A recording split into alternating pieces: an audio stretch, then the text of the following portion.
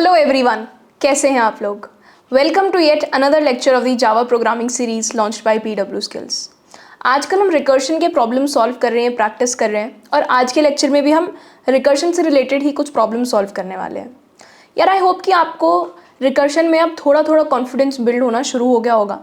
अब आप सोच पा रहे होंगे कि यार रिकर्शन से मुझे क्या काम कराना है, खुद से मुझे क्या काम करना है, और इन सारी चीज़ों को कैसे रिलेट करके हम पूरा कोड लिखते हैं। ठीक है, लास्ट लेक्चर में हम रिकर्शन ऑन एरेज के 2 क्वेश्चंस करके आ रहे हैं। रिकर्शन ऑन एरेज के हमने 2 लेक्चर्स देखे हैं, और हम ना मेन जो कंक्लूजन निकाल के ला रहे हैं वहाँ से वो ये है कि हम एक एक्स्ट्रा पैरामीटर पास करते हैं IDX, जो रिप्रेजेंट करता है कि हम करंटली एरे के कौन से इंडेक्स को प्रोसेस कर रहे हैं।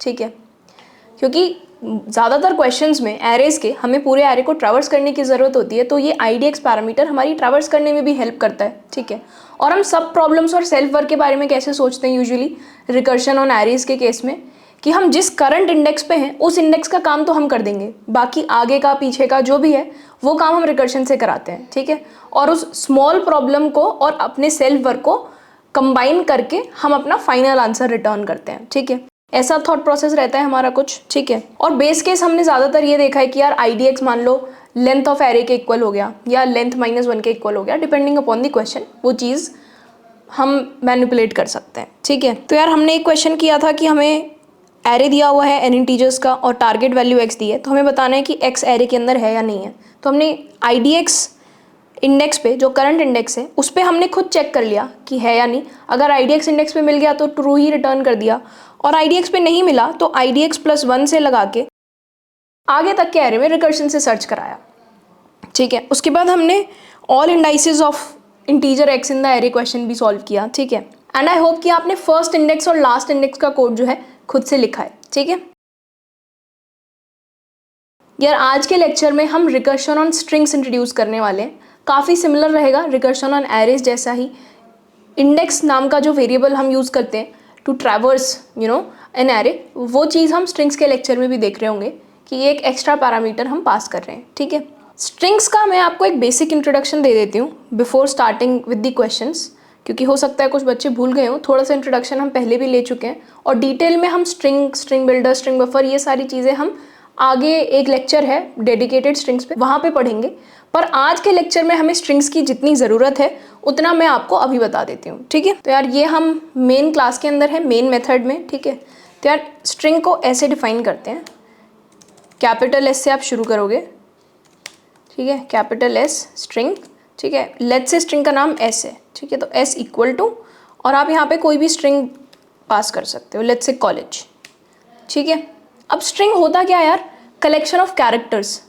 एक एक कैरेक्टर, अलग अलग कैरेक्टर्स के कलेक्शन को स्ट्रिंग कहते हैं। ठीक है, अब लेट्स से कि ये स्ट्रिंग आपको ऐसे S इक्वल टू कॉलेज नहीं लिखनी है, आपको यूज़र से इनपुट लेनी है। तो आप यूज़र से कैसे स्ट्रिंग इनपुट लोगे, तो देखो स्कैनर क्लास का पहले तो ऑब्जेक्ट बनाएंगे।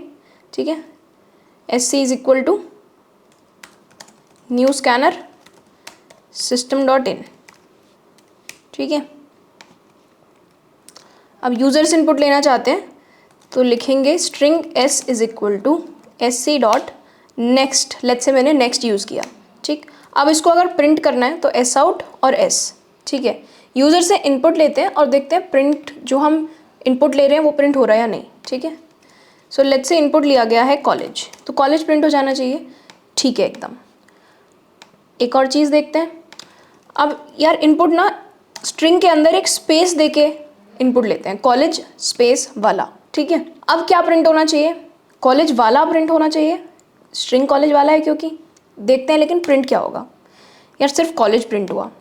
ठीक है, तो यार इसका मतलब ये है, जो ये नेक्स्ट मेथड है ये स्पेस के बाद रीड नहीं करता है।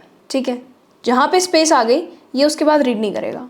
ठीक है, तो उसके लिए हम, अगर मान लो मुझे स्पेसेस के साथ स्ट्रिंग को रीड करना है तो नेक्स्ट लाइन मेथड यूज़ किया जाता है। ठीक है, अब हम कॉलेज वाला इनपुट लेके देखते हैं और देखते हैं क्या प्रिंट होता है, कॉलेज वाला। अब पूरा कॉलेज वाला प्रिंट हो गया।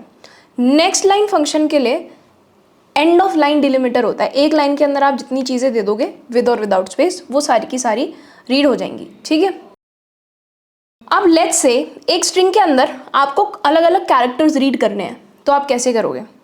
देखो एरेज में क्या होता था, एरेज में लेट्स से आपके पास एक एरे है ऐसा। ठीक है, तो हम एरे ऑफ 0, एरे ऑफ 1 ऐसे करके हम रीड कर पाते थे। पर यहाँ पर हम s ऑफ 0 s ऑफ 1 नहीं लिख सकते। मेथड होता है हमारे पास एक s, जो भी स्ट्रिंग का नाम है s डॉट कैरेक्टर एट, ठीक है, कैरेक्टर एट 0 लिट से, ठीक है। तो s डॉट कैरेक्टर एट 0 से 0th इंडेक्स पे जो कैरेक्टर है वो रीड हो जाएगा। तो अगर लेट्स से मैं इसको प्रिंट करने लग जाऊँ ch, देखो क्या प्रिंट होगा। इस बार फिजिक्स वाला डाल के देखते हैं। फिजिक्स वाला एस छूट गया, कोई बात नहीं, पी आना चाहिए था, पी आ रहा है, ठीक है। अब ये इंडाइसिस यार जैसे एरे के अंदर होते हैं, सेम उसी तरह से इंडाइसिस होते हैं। जैसे फॉर एग्जांपल ये कॉलेज मेरी स्ट्रिंग है, ठीक है। तो इसके अंदर कॉलेज स्ट्रिंग में सी 0th इंडेक्स पे प्रेजेंट है, ओ फर्स्ट इंडेक्स पे, ये सेकेंड और थर्ड इंडेक्स पे, एक एल सेकेंड इंडेक्स पे, second L is on third index. इसी तरह से सारे इंडाइसेस हैं यार। इसकी लेंथ कितनी है 7, ठीक है। तो जैसे एरेज में होता था लास्ट वैलिड इंडेक्स n-1 होता था, वैसे ही यहाँ पर भी है क्योंकि 0 बेस्ड इंडेक्सिंग है, ठीक है। तो अगर हमारे पास स्ट्रिंग की लेंथ 7 है तो लास्ट वैलिड इंडेक्स 6 होगा, ठीक है। उसके अलावा हम लेंथ कैसे निकाल सकते हैं, एरे में कैसे निकालते थे यार। एरे में हमारे पास एरे के अंदर एक एरे डॉट लेंथ प्रॉपर्टी होती थी, राइट, हम निकाल पाते थे उससे।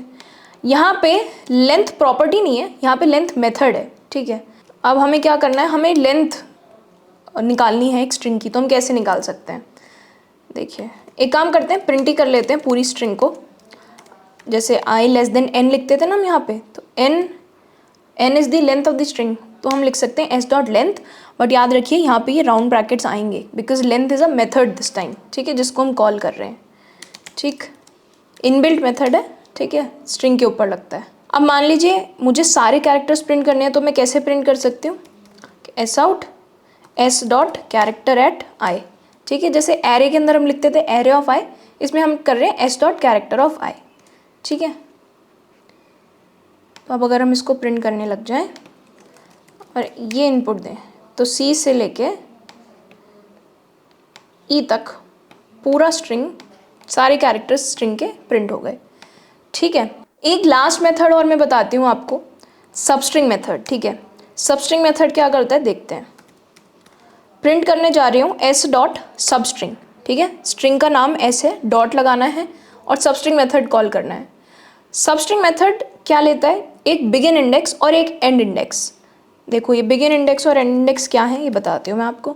लेट्स से मैं इसको 2 इंडेक्सेस दे रही हूँ यहाँ पे 2 और 4, ठीक है। तो ये 2 रिप्रेजेंट कर रहा है बिगिन इंडेक्स, ये 4 रिप्रेजेंट कर रहा है एंड इंडेक्स। तो ये जो एस स्ट्रिंग है इसके अंदर सेकेंड इंडेक्स पे 0 1 2, सेकेंड इंडेक्स पे एल है ना, एल से सेकेंड इंडेक्स से लेके 4th इंडेक्स तक ये पूरी स्ट्रिंग को काट देगा, ठीक है, बेसिकली, और प्रिंट करा देगा। एस डॉट सबस्ट्रिंग में सेकेंड इंडेक्स से लेके 4th इंडेक्स तक चीज़ें आएंगी। बस यहाँ पर एक कैच है, ये जो बिगिन इंडेक्स है ये इंक्लूसिव होता है और ये जो 4th एन इंडेक्स है ये एक्सक्लूसिव होता है। तो एक्चुअली जब आप 2 to 4 लिख रहे हैं तो सिर्फ सेकेंड इंडेक्स और थर्ड इंडेक्स आएगा, ठीक है। तो सेकेंड इंडेक्स एल है और थर्ड इंडेक्स भी एल ही है। अगर मैं यहाँ पर 2,4 लिख रही हूँ तो डबल एल प्रिंट होगा अगर एस को कॉलेज इनपुट दिया जाए, ठीक है, ठीक है। तो देखो डबल एल आ गया, ठीक है। तो बेसिकली एक स्ट्रिंग का सबस्ट्रिंग कैसे निकालना है इस मेथड से, ठीक है। अब लेट्स से 2,4 की जगह 2,6 दे दिया जाए तो 2 3 4 5 ये इंडाइसिस पे जो कैरेक्टर्स हैं उनकी स्ट्रिंग बन के आ जाएगी 2 से 5 तक, ठीक है। तो 2 3 4 5 डबल एल ई जी आ जाना चाहिए अब 4 कैरेक्टर्स, ठीक है। अगर हम कॉलेज इनपुट देते हैं डबल एल ई जी, ठीक है। एक और चीज़, ये जो एन इंडेक्स है इसकी मैक्सिमम वैल्यू क्या हो सकती है, इसकी maximum value length of string तक हो सकती है। फॉर एग्जांपल कॉलेज की लेंथ 7 है, तो अगर हम 7 लिख देंगे यहाँ पे तो कोई टेंशन नहीं है, एल से लेके ई जी तक सारा आ जाएगा आउटपुट में, एल डबल एल ई जी, ठीक है। पर अगर आपने यहाँ पर 8 दे दिया या 9 दे दिया या 10 दे दिया तो वो चीज़ नहीं चलेगी, ठीक है। फॉर एग्जांपल मैं यहाँ पे कॉलेज दे दूँ तो देखो एरर आ गया क्योंकि ये कह रहा है कि string index out of bounds. Why it is out of bounds? क्योंकि देखिए 6 तक वैलिड इंडेक्सेस थे, 7 लेंथ थी, और अगर हम 2,8 पैरामीटर्स दे रहे हैं तो हम 7th इंडेक्स को एक्सेस करने की कोशिश कर रहे हैं, जबकि 7th इंडेक्स है ही नहीं इस स्ट्रिंग के अंदर, 6th index last valid index है। ठीक है, तो ये क्लियर है, बिगिन इंडेक्स और एंड इंडेक्स दे सकते हैं। सिमिलरली आप यार यहाँ पे भी मिनिमम 0 दे सकते हैं, -1 नहीं दे सकते क्योंकि -1 इनवैलिड इंडेक्स हो जाएगा। ठीक है, एक और चीज़, ये जो एंड इंडेक्स होता है ना, ये ऑप्शनल होता है, आप खाली बिगिन इंडेक्स भी दे के छोड़ सकते हैं। सो फॉर एग्जाम्पल मैंने यहाँ पे बिगिन इंडेक्स 1 दिया है, तो 1 से लेके एंड ऑफ द स्ट्रिंग तक मान लो n लेंथ है, तो n-1 तक सारे कैरेक्टर्स हमें आउटपुट में मिल जाएंगे। ठीक है, so for example in this college वाला केस, ठीक है, o से लेके एंड तक सारी चीज़ें हमें मिल जाएंगी प्रिंट हुई इस लाइन के थ्रू। ठीक है, तो अगर मैं यहाँ पे कॉलेज इनपुट दूँ तो OLLEG आ गया। बिगिन इंडेक्स को लेट्स से मैं 2 दे दूँ, ठीक है, बिगिन इंडेक्स को 2 दे देंगे तो L से सब कुछ आने लग जाएगा, पहले वाले L से, क्योंकि वो सेकंड इंडेक्स था। सिमिलरली अगर आप इसको 6 दे दें, ठीक है, तो 6 लास्ट इंडेक्स है तो सिर्फ एक ही चीज़ आएगी। फिर अगर इसको कॉलेज दे दिया जाए तो E आएगा सिर्फ। ठीक है, अगर आप इसको 7 दे देते हैं तो एम्प्टी स्ट्रिंग आएगी। ठीक है, कॉलेज, तो अब देखो कुछ भी प्रिंट नहीं हुआ, यहाँ पे एम्प्टी स्ट्रिंग है। ठीक है, सो ये था सबस्ट्रिंग मेथड, बिगिन इंडेक्स और एंड इंडेक्स, 2 पैरामीटर्स इसको हम दे सकते हैं। एंड इंडेक्स जो है ऑप्शनल होता है, बिगिन इंडेक्स अगर आप देंगे तो and index by default n-1 माना जाता है, बेसिकली एंड तक आ जाता है आउटपुट में। ठीक है, सो यार that was all that we will need about strings for today's video. ठीक है, so without further ado, let's get started with the first question. So the first question is, remove all occurrences of A from the string ABCAX. ठीक है, basically आपको एक string given होगी, वो string कुछ भी हो सकती है। यहाँ एग्जाम्पल में ABCAX लिखा है, वो स्ट्रिंग कुछ भी हो सकती है। जो भी आपको स्ट्रिंग दी जाए उसमें से A हमें रिमूव करना है, A कैरेक्टर बेसिकली जहाँ जहाँ आ रहा है उसको रिमूव करना है। सो फॉर एग्जाम्पल अगर इनपुट ये है तो आंसर होना चाहिए BCX। 2 जगह A आ रहा था, दोनों जगह से A निकाल दिया। ठीक है, अगर इनपुट होता SAAS, ठीक है, ये स्ट्रिंग है, तो आउटपुट आता SS। 3 बार A था, तीनों रिमूव कर दिया।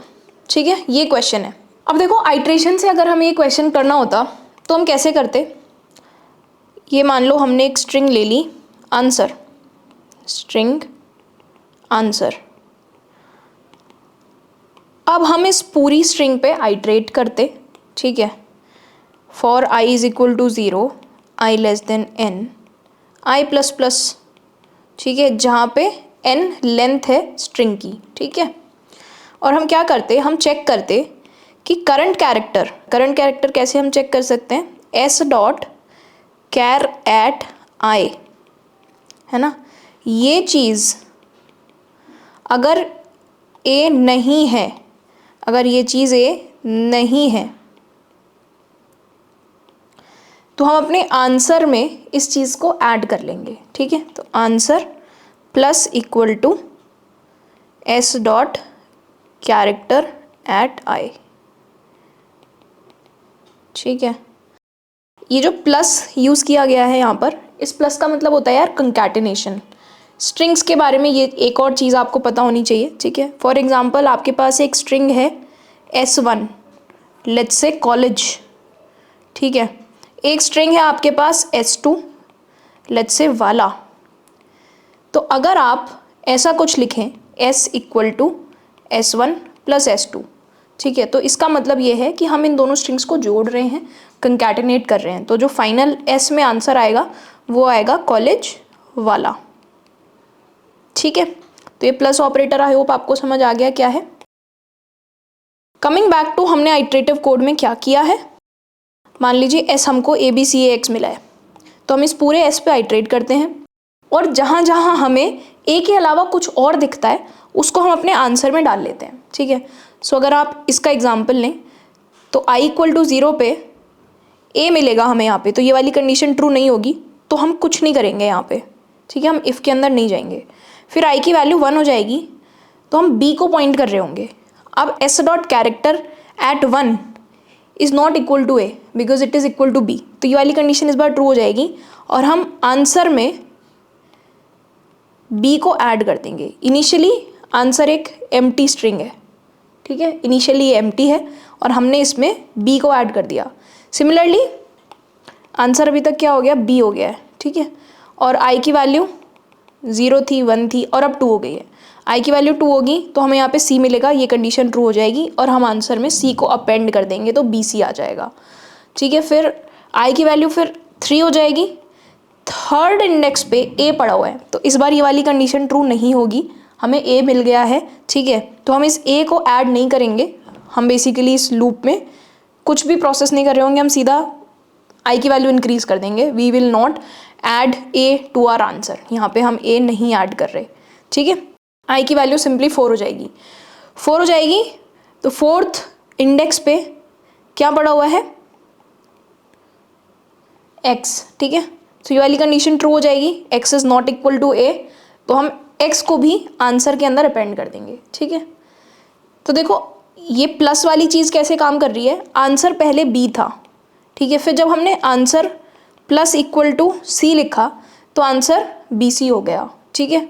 उसके बाद जब answer plus equal to X लिखा, ठीक है, तो आंसर बी सी है फिलहाल, तो चेंज होके ये बी सी एक्स हो गया, ठीक है। आई होप कि ये वाली चीज़ आपको क्लियर है, ठीक है। तो यार ये था हमारा आइटरेटिव कोड। हमें सोचना है अब रिकर्सिवली, ठीक है। बेस लाइन यार हम क्या सोचते हैं रिकर्शन के केस में कि यार हम खुद से क्या काम कर ले और हम रिकर्शन से क्या काम करा लें, और एक बेस केस सोच लेते हैं, right. Now how can we solve this question using recursion. देखो एक चीज़ हमें दिख रही है कि अगर इस पूरी स्ट्रिंग पे ए हमें रिमूव करना है तो हमें एटलीस्ट हर एक कैरेक्टर पे जाके देखना तो पड़ेगा कि कहाँ पर ए है और कहाँ पर ए नहीं है ना। तो जैसे हम एरेज के केस में करते थे, एक IDX extra parameter pass to know what is the current character being processed और what is the current index being processed, तो इस बार भी IDX तो हम पास करेंगे, ठीक है। तो अगर हम बिग प्रॉब्लम की बात करें यार कि हम क्या सॉल्व करना चाहते हैं, हम एक मेथड लिखना चाहते हैं f, ठीक है, जो कि इनपुट लेगा एक स्ट्रिंग का, ठीक है, और एक इनपुट हम इसको खुद से दे रहे हैं अपनी तरफ से IDX which is representing current index being processed, ठीक है। और ये फंक्शन से हम क्या एक्सपेक्ट कर रहे हैं, ये हम बिगर प्रॉब्लम डिफाइन कर रहे हैं अपनी, ठीक है। It will remove all occurrences of A in the string s starting from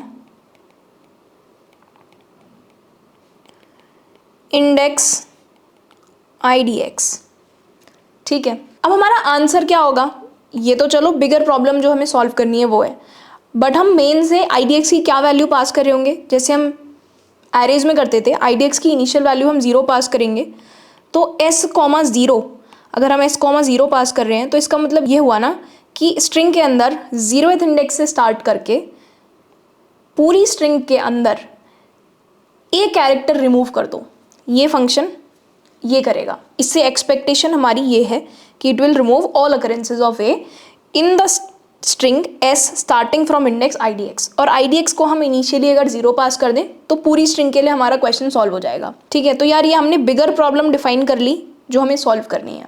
अब बिगर प्रॉब्लम डिफाइन करने के बाद हमें स्मॉलर प्रॉब्लम, सेल्फ वर्क और बेस केस, ये तीनों चीज़ें सोचनी होती हैं। तो चलो एक बार ज़रा एक एग्जांपल लेते हैं और सोचते हैं कि क्या हम रिकर्शन से सॉल्व करा लें सो दैट हमारा आंसर इजीली आ जाए। 2 केसेस लेते हैं, एक ABACX लिया मैंने, एक मान लो DBACX ले लिया, ठीक है। लेट्स से करंटली IDX इस इंडेक्स पर है, 0th इंडेक्स पर है, ठीक है, ये IDX है। अब हमने यार अभी तक यूजुअली हमने क्या पैटर्न देखा है कि हम करंट इंडेक्स पे जो भी करना होता है हम खुद कर लेते हैं और बाकी का काम हम रिकर्शन से करा लेते हैं, ठीक है। तो हम इस बार भी कुछ ऐसे ही सोचने की कोशिश करते हैं कि यार IDX पे जो करना है वो हम खुद देख लेंगे, पर रिकर्शन यार आप IDX +1 से लेके एंड तक का तो हमें काम करके ला के दे दो, ठीक ठीक है। और काम की डेफिनेशन क्या है इस बार, what is the work that we want to do. इस बार हम ए रिमूव करना चाहते हैं स्ट्रिंग से, ठीक है। सो हम रिकर्शन को बोल रहे हैं इंडेक्स IDX+1 से लेके एंड ऑफ स्ट्रिंग तक आप जो भी स्ट्रिंग बनी है, ठीक है, BACX स्ट्रिंग बनी है ना, BACX, इसके अंदर ए रिमूव कर दो, ठीक है। हमें नहीं पता आप कैसे करोगे, पर इसके अंदर ए रिमूव कर दो, ठीक है। सो हम रिकर्शन से क्या एक्सपेक्ट कर रहे हैं कि करेक्टली इस प्रॉब्लम को ये सॉल्व कर देगा, इतने वाले स्ट्रिंग का आंसर रिकर्शन सही से ला देगा। तो अगर इस स्ट्रिंग का आंसर सही आ जाता है तो आंसर मिलेगा क्या, BCX, राइट। अब करंट कैरेक्टर का डिसीजन हमें लेना है। अब देखो, अगर करंट कैरेक्टर ए है तो हमारा आंसर BCX ही हो जाना चाहिए, क्योंकि हमें ए तो वैसे भी आंसर में इंक्लूड नहीं करना, ठीक है। तो वैसे इस केस का आंसर देखा जाए तो BCX है। इस वाले केस का एग्जाम्पल देखा जाए तो DBCX है, ठीक है। ये हमने स्मॉल आंसर निकलवाया हुआ है रिकर्शन से, है ना, ये स्मॉल आंसर निकलवाया ना रिकर्शन से। तो अगर करंट इंडेक्स पे ए आ गया है तो जो स्मॉल आंसर आया था वही हमारा आंसर है, हमें कुछ करने की ज़रूरत नहीं है और। पर अगर करंट इंडेक्स पे ए नहीं है, कोई और कैरेक्टर है, तो वो कोई और कैरेक्टर भी हमारे आंसर का पार्ट होगा। तो ये जो इंडेक्स पे जो भी है इसको हमें आंसर में ऐड करना होगा और हमारा फाइनल आंसर DBCX बनेगा। सो बेसिकली हमें एक कंडीशनल रेकरेंस रिलेशन मिली है। क्या रेकरेंस रिलेशन मिली है कि मान लो SIDX आपको सॉल्व करना है, तो उसकी वैल्यू क्या हो सकती है, वो डिपेंड करता है कि करंट इंडेक्स पे ए है या ए नहीं है। सो करंट इंडेक्स पे लेट्स से S.char@IDX, अगर ये चीज़ ए है और ये चीज़ ए नहीं है, ठीक है, दोनों केसेस में क्या होना चाहिए, नॉट इक्वल टू ए, ठीक है। अगर करंट इंडेक्स पे ए है तो करंट इंडेक्स पे जो भी है बेसिकली ए, वो आंसर में नहीं आना चाहिए। तो आंसर क्या होगा, आंसर उस केस में सिंपली जो रिकर्शन ला के देगा वही आंसर होगा, ठीक है। पर अगर करंट इंडेक्स पे ए नहीं है तो करंट इंडेक्स पे जो है वो भी आएगा आंसर में, ठीक है।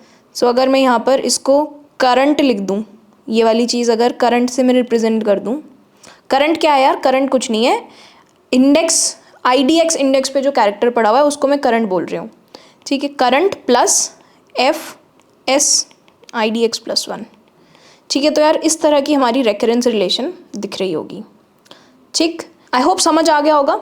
एक बार और दिखाती हूँ क्या कह रही हूँ। देखो, अगर लेट्स से मेरा इनपुट इस तरह का कुछ आ जाता है, ठीक है, तो हम रिकर्शन से क्या सॉल्व करा रहे हैं, इस पार्ट ऑफ द स्ट्रिंग का आंसर हम रिकर्शन से मांग रहे हैं, विच मीन्स IDX+1 पैरामीटर हम पास कर दें अगर, ठीक है। ये पार्ट ऑफ द स्ट्रिंग का अगर हमें आंसर चाहिए तो हमें इस तरह की कॉल करनी होगी, ठीक है। सो लेट्स से कि ये स्मॉल आंसर है, ठीक है। अब बात आती है कि अगर हम करंटली IDX इंडेक्स पे हैं तो IDX इंडेक्स पे अगर ए है तो final answer will be equal to small answer. पर अगर करंट इंडेक्स पे ए नहीं है, कोई और कैरेक्टर है, तो फाइनल आंसर में ये करंट कैरेक्टर भी इंक्लूड होगा, ठीक है।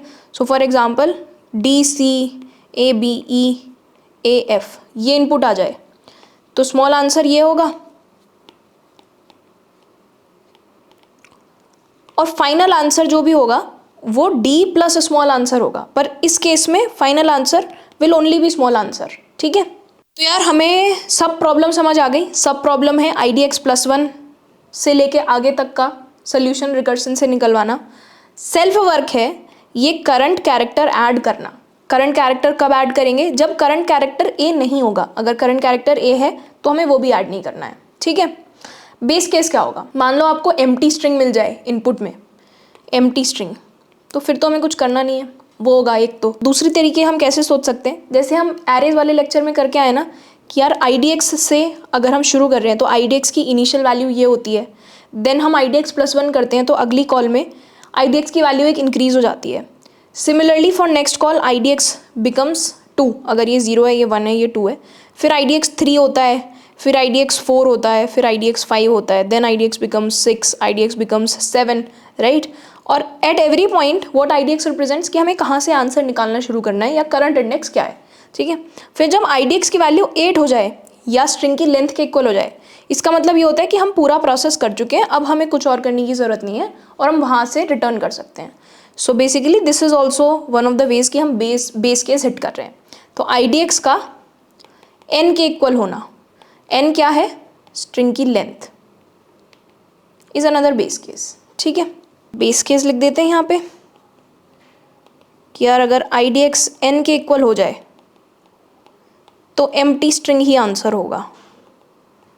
ठीक है, और अगर आपको एम्प्टी स्ट्रिंग इनपुट में मिलती है तो n की वैल्यू 0 होगी, n स्ट्रिंग की लेंथ है और IDX भी आप इनिशियली 0 पास करते हैं तो 0 इक्वल टू 0 आएगा, वैसे भी एम्प्टी स्ट्रिंग रिटर्न हो जाएगी। ठीक है, सो यार स्मॉल प्रॉब्लम, सेल्फ वर्क और बेस केस हमें क्लियर है, तो हम इसका कोड लिख सकते हैं। एक बार इसका कोड लिखते हैं, फिर आके इसका एक बार रिकर्सिव ट्री और ड्राई रन देखते हैं। ठीक है, तो यार हम सोर्स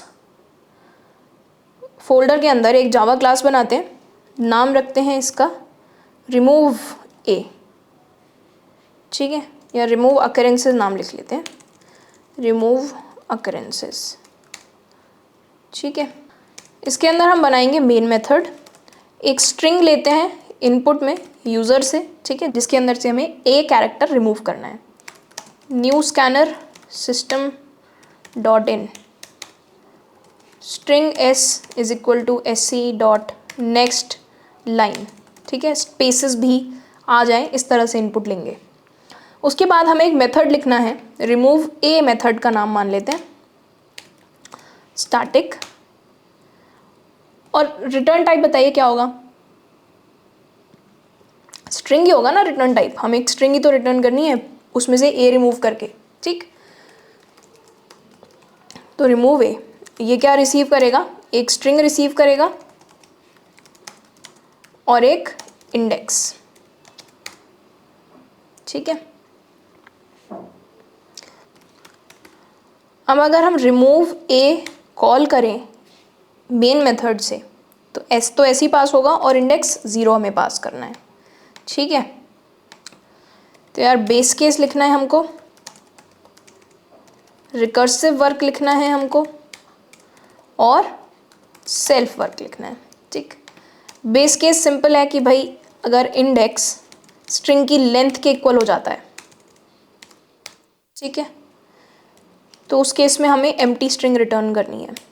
ठीक है, अभी ये चीज़ आपको रिकर्सिव ट्री में भी और क्लियरली दिखेगी कि इंडेक्स बढ़ बढ़ के एस डॉट लेंथ के इक्वल फाइनली हो जाता है, and that is the point we have to stop recursion. ठीक है, और एरेज के लेक्चर आपने देखे होंगे तो ये चीज़ ऑलरेडी आपको क्लियर होगी। ठीक है, रिकर्सिव वर्क क्या करना है, हमें एक स्मॉल आंसर लेकर आना है, और वो स्मॉल आंसर क्या होगा कि यार IDX इंडेक्स के आगे, IDX इंडेक्स नहीं, IDX इंडेक्स के आगे जो भी है उसको सॉल्व कर दो। ठीक है, तो S पास किया एज इट इज और IDX प्लस 1 पास किया। ठीक है, IDX इंडेक्स का काम तो हमें खुद करना है ना, क्योंकि ठीक है, अब हमें क्या करना है, सेल्फ वर्क हमें करंट कैरेक्टर के बेसिस पे करना है। अगर करंट कैरेक्टर A है तो कुछ और करना है, करंट कैरेक्टर A नहीं है तो कुछ और करना है। तो हम करंट कैरेक्टर एक्सट्रैक्ट कर लेते हैं, char current character is equal to S dot char at IDX। ठीक है, देखो यहाँ पे IDX पास किया है मैंने, क्योंकि करंट कैरेक्टर जो भी IDX इंडेक्स है उसी के ऊपर वाला करंट कैरेक्टर है। ठीक है, अब देखो अगर ये करंट कैरेक्टर A के इक्वल नहीं है, ठीक है, अगर ये A के इक्वल नहीं है तो ये हमारे फाइनल आंसर में भी आना चाहिए। यहाँ पे हम फाइनल आंसर रिटर्न कर रहे हैं अपना, तो एक तो ये करंट कैरेक्टर आना चाहिए फाइनल आंसर में, प्लस उसके साथ साथ जो स्मॉल आंसर था वो भी, राइट। तो एक एग्जाम्पल अगर मैं यहाँ पर ले लूँ, मान लो इनपुट है ABACX, ठीक है, और IDX की वैल्यू फ़िलहाल 0 है, तो हम यहाँ से एक्सपेक्ट कर रहे हैं कि स्मॉल आंसर में BCX आ गया होगा। ठीक है, या फिर एक काम करते हैं, अभी पहले DBACX लेते हैं और इसका जो आउटपुट है वो DBCX आना चाहिए। ठीक है, तो BCX तो आ गया। ठीक है, तो फाइनल आंसर में BCX तो होगा ही होगा, BCX से पहले ये DB तो चाहिए, क्योंकि करंट कैरेक्टर A नहीं है D है और ये आंसर में होना चाहिए। ठीक है, तो इसको रिमूव कर देते हैं और हम यहाँ पे बेसिकली D प्लस BCX ऐसा कुछ हम लिख रहे हैं यहाँ पे। और अगर करंट कैरेक्टर मान लो ए ही होता, डी बी सी एक्स की जगह इनपुट अगर ए बी ए सी एक्स होता तो आंसर बी सी एक्स ही होता सिर्फ। तो हमें ए अब आंसर में नहीं चाहिए, आंसर क्या होना चाहिए, सिर्फ बी सी एक्स। अगर इनपुट लेट्स से कि अगर आपको input A B A C X मिलता, ठीक है, तो इस केस में आंसर सिर्फ बी सी एक्स ही होता ना, और ये बी सी एक्स तो स्मॉल आंसर में ऑलरेडी आ चुका होगा, तो हमें इस ए को इग्नोर करना है कम्प्लीटली, और जो स्मॉल आंसर हमें रिकर्शन ने ला के दिया है हमें सीधा सीधा वही रिटर्न कर देना है। ठीक है, इसको एक बार रन करके देखते हैं। ये कमेंट्स हम रिमूव कर सकते हैं, अब समझ आ गया है क्योंकि हमको, ठीक है। तो अब हम इसको रन करेंगे, हम इनपुट में देंगे वाला, ए रिमूव हो जाना चाहिए, तो ये दोनों ए रिमूव हो जाने चाहिए आउटपुट से। तो देखिए आउटपुट ठीक आ रहा है WLLH, ठीक है। एक और इनपुट देते हैं क्योंकि हमने नेक्स्ट लाइन लिया है, तो एक बार चेक कर लेते हैं कि स्पेस के बाद भी ये चीज़ काम कर रही है या नहीं। ठीक है, दैट्स माई नेम, तो यार 2 बार ये आया था नाम में, दोनों गायब हो गए और सही आउटपुट आ रहा है बिल्कुल। ठीक है, अब एक बार इसका रिकर्सिव ट्री देखते हैं और ड्राई रन देखते हैं। So let's say the string is ABACX, ठीक है। तो सबसे पहले कॉल हुआ होगा S,0। देखिए स्ट्रिंग की लेंथ कितनी है, 5, ठीक है। तो S,0 S,1 को कॉल करेगा, ठीक है। हमें S,0 का आंसर चाहिए ना कि यार इस पूरी स्ट्रिंग के अंदर A रिमूव कर दो, तो रिकर्शन बोलेगा कि यार इस पूरी स्ट्रिंग के अंदर आप A रिमूव कर दो, बाकी करंट इंडेक्स पे जो भी करना है वो मैं खुद कर लूँगा। ठीक है, तो S,1 सिमिलरली रिकर्सिव कॉल करेगा S,2 को कि यार जो भी सेकंड के आगे का आंसर ला दो। S,3 कॉल होगा वहाँ से, then S,4 will be called and then S,5 will be called. अब हम यहाँ पे S,5 ही कॉल पे पहुँच गए, तो हमने एक्चुअली इंडेक्स को n के इक्वल पहुँचा दिया है। अब हमें S,6 कॉल करने की ज़रूरत नहीं है, ना ही हमें इसमें कोई सेल्फ वर्क करने की ज़रूरत है। S,5 पे हम सीधा सीधा एम्प्टी स्ट्रिंग रिटर्न कर सकते हैं क्योंकि हम वैसे ही out of index, out of bounds पहुँच चुके हैं। ठीक है, तो हम यहाँ से एम्प्टी स्ट्रिंग रिटर्न कर सकते हैं, we don't have to do anything at all, but हमें इसके आगे की कॉल्स भी नहीं करनी है। ठीक है, तो यहाँ से हम रिटर्न कर देते हैं एक एम्प्टी स्ट्रिंग। S,4 पे आए तो अब 4th इंडेक्स पे देखेंगे, 4th इंडेक्स पे देखो, 4th इंडेक्स पे x है, ठीक है। तो x तो आंसर में होना चाहिए, तो इससे जो भी आंसर रिटर्न हुआ उसमें करंट कैरेक्टर को अपेंड कर देंगे, स्टार्टिंग में ऐड कर देंगे। तो S,4 क्या रिटर्न करेगा, क्योंकि 4th इंडेक्स पे x था तो इस एम्प्टी स्ट्रिंग में x लगा के पीछे फिर रिटर्न करेगा, तो x plus empty string which basically is x। ठीक है, तो यार x रिटर्न हो गया S,4 से। थर्ड वाली कॉल में थर्ड इंडेक्स पे देखेंगे C है, ठीक है, A नहीं है बेसिकली, तो C भी आंसर में रहना चाहिए। तो ये क्या रिटर्न करेगा, x के पीछे C लगा के, ठीक है। तो रिटर्न होगा यहाँ से CX। ठीक है, 2 पे आएंगे, सेकेंड इंडेक्स पे A पड़ा हुआ है, तो अब जो स्मॉल आंसर आया था वही रिटर्न हो जाएगा, इसमें A नहीं ऐड होगा, तो ये भी CX ही रिटर्न करेगा। ठीक है, अब 1 पे आएंगे, 1 पे B पड़ा हुआ है, ठीक है, क्योंकि B है A नहीं है तो ये आंसर में होना चाहिए, तो ये CX के पीछे B जोड़ के रिटर्न करेगा। ठीक है, BCX मिल गया S,0 को। अब ये 0 पे चेक करेगा क्या 0 पे A है या 0 पे A नहीं है, 0 पे A है, A आंसर में नहीं आना चाहिए, तो ये इसको जो भी इसको रिटर्न हुआ ये इसी चीज़ को डायरेक्टली रिटर्न कर देगा मेन को। सो फाइनली BCX रिटर्न हो रहा होगा। एक छोटे से एग्जाम्पल के थ्रू कॉल स्टैक डायग्राम बना के भी ड्राई रन कर लेते हैं। वैसे तो मुझे लगता है कि रिकर्सिव ट्री और ड्राई रन दोनों करने की ज़रूरत नहीं होती है, बट क्योंकि कुछ बच्चों को हो सकता है अभी भी ज़रूरत फील हो रही हो ड्राई रन की, इसलिए वो ड्राई रन हम कर रहे हैं। बट अगर आपको ये वाला रिकर्सिव ट्री समझ आ गया है तो आप ड्राई रन स्किप भी कर सकते हैं या फिर आप अपने आप से करके देख सकते हैं। ठीक है, तो एक छोटे से एग्जाम्पल पे ही करते हैं। S ले लेते हैं, ABAC, ठीक है, लेंथ हो गई 4, इंडाइसिस भी लिख लेते हैं यहाँ पे साथ के साथ। ठीक है, और लेंथ है 4। तो यार क्योंकि मेन से कॉल हुई है, ठीक है, तो पहले मेन की स्टैक फ्रेम है, उसमें रिमूव अकरेंसेस मेथड कॉल हो रहा है, स्ट्रिंग पास हो रही है ABAC, और मेन से हम इंडेक्स क्या पास करते हैं, IDX 0, ठीक है।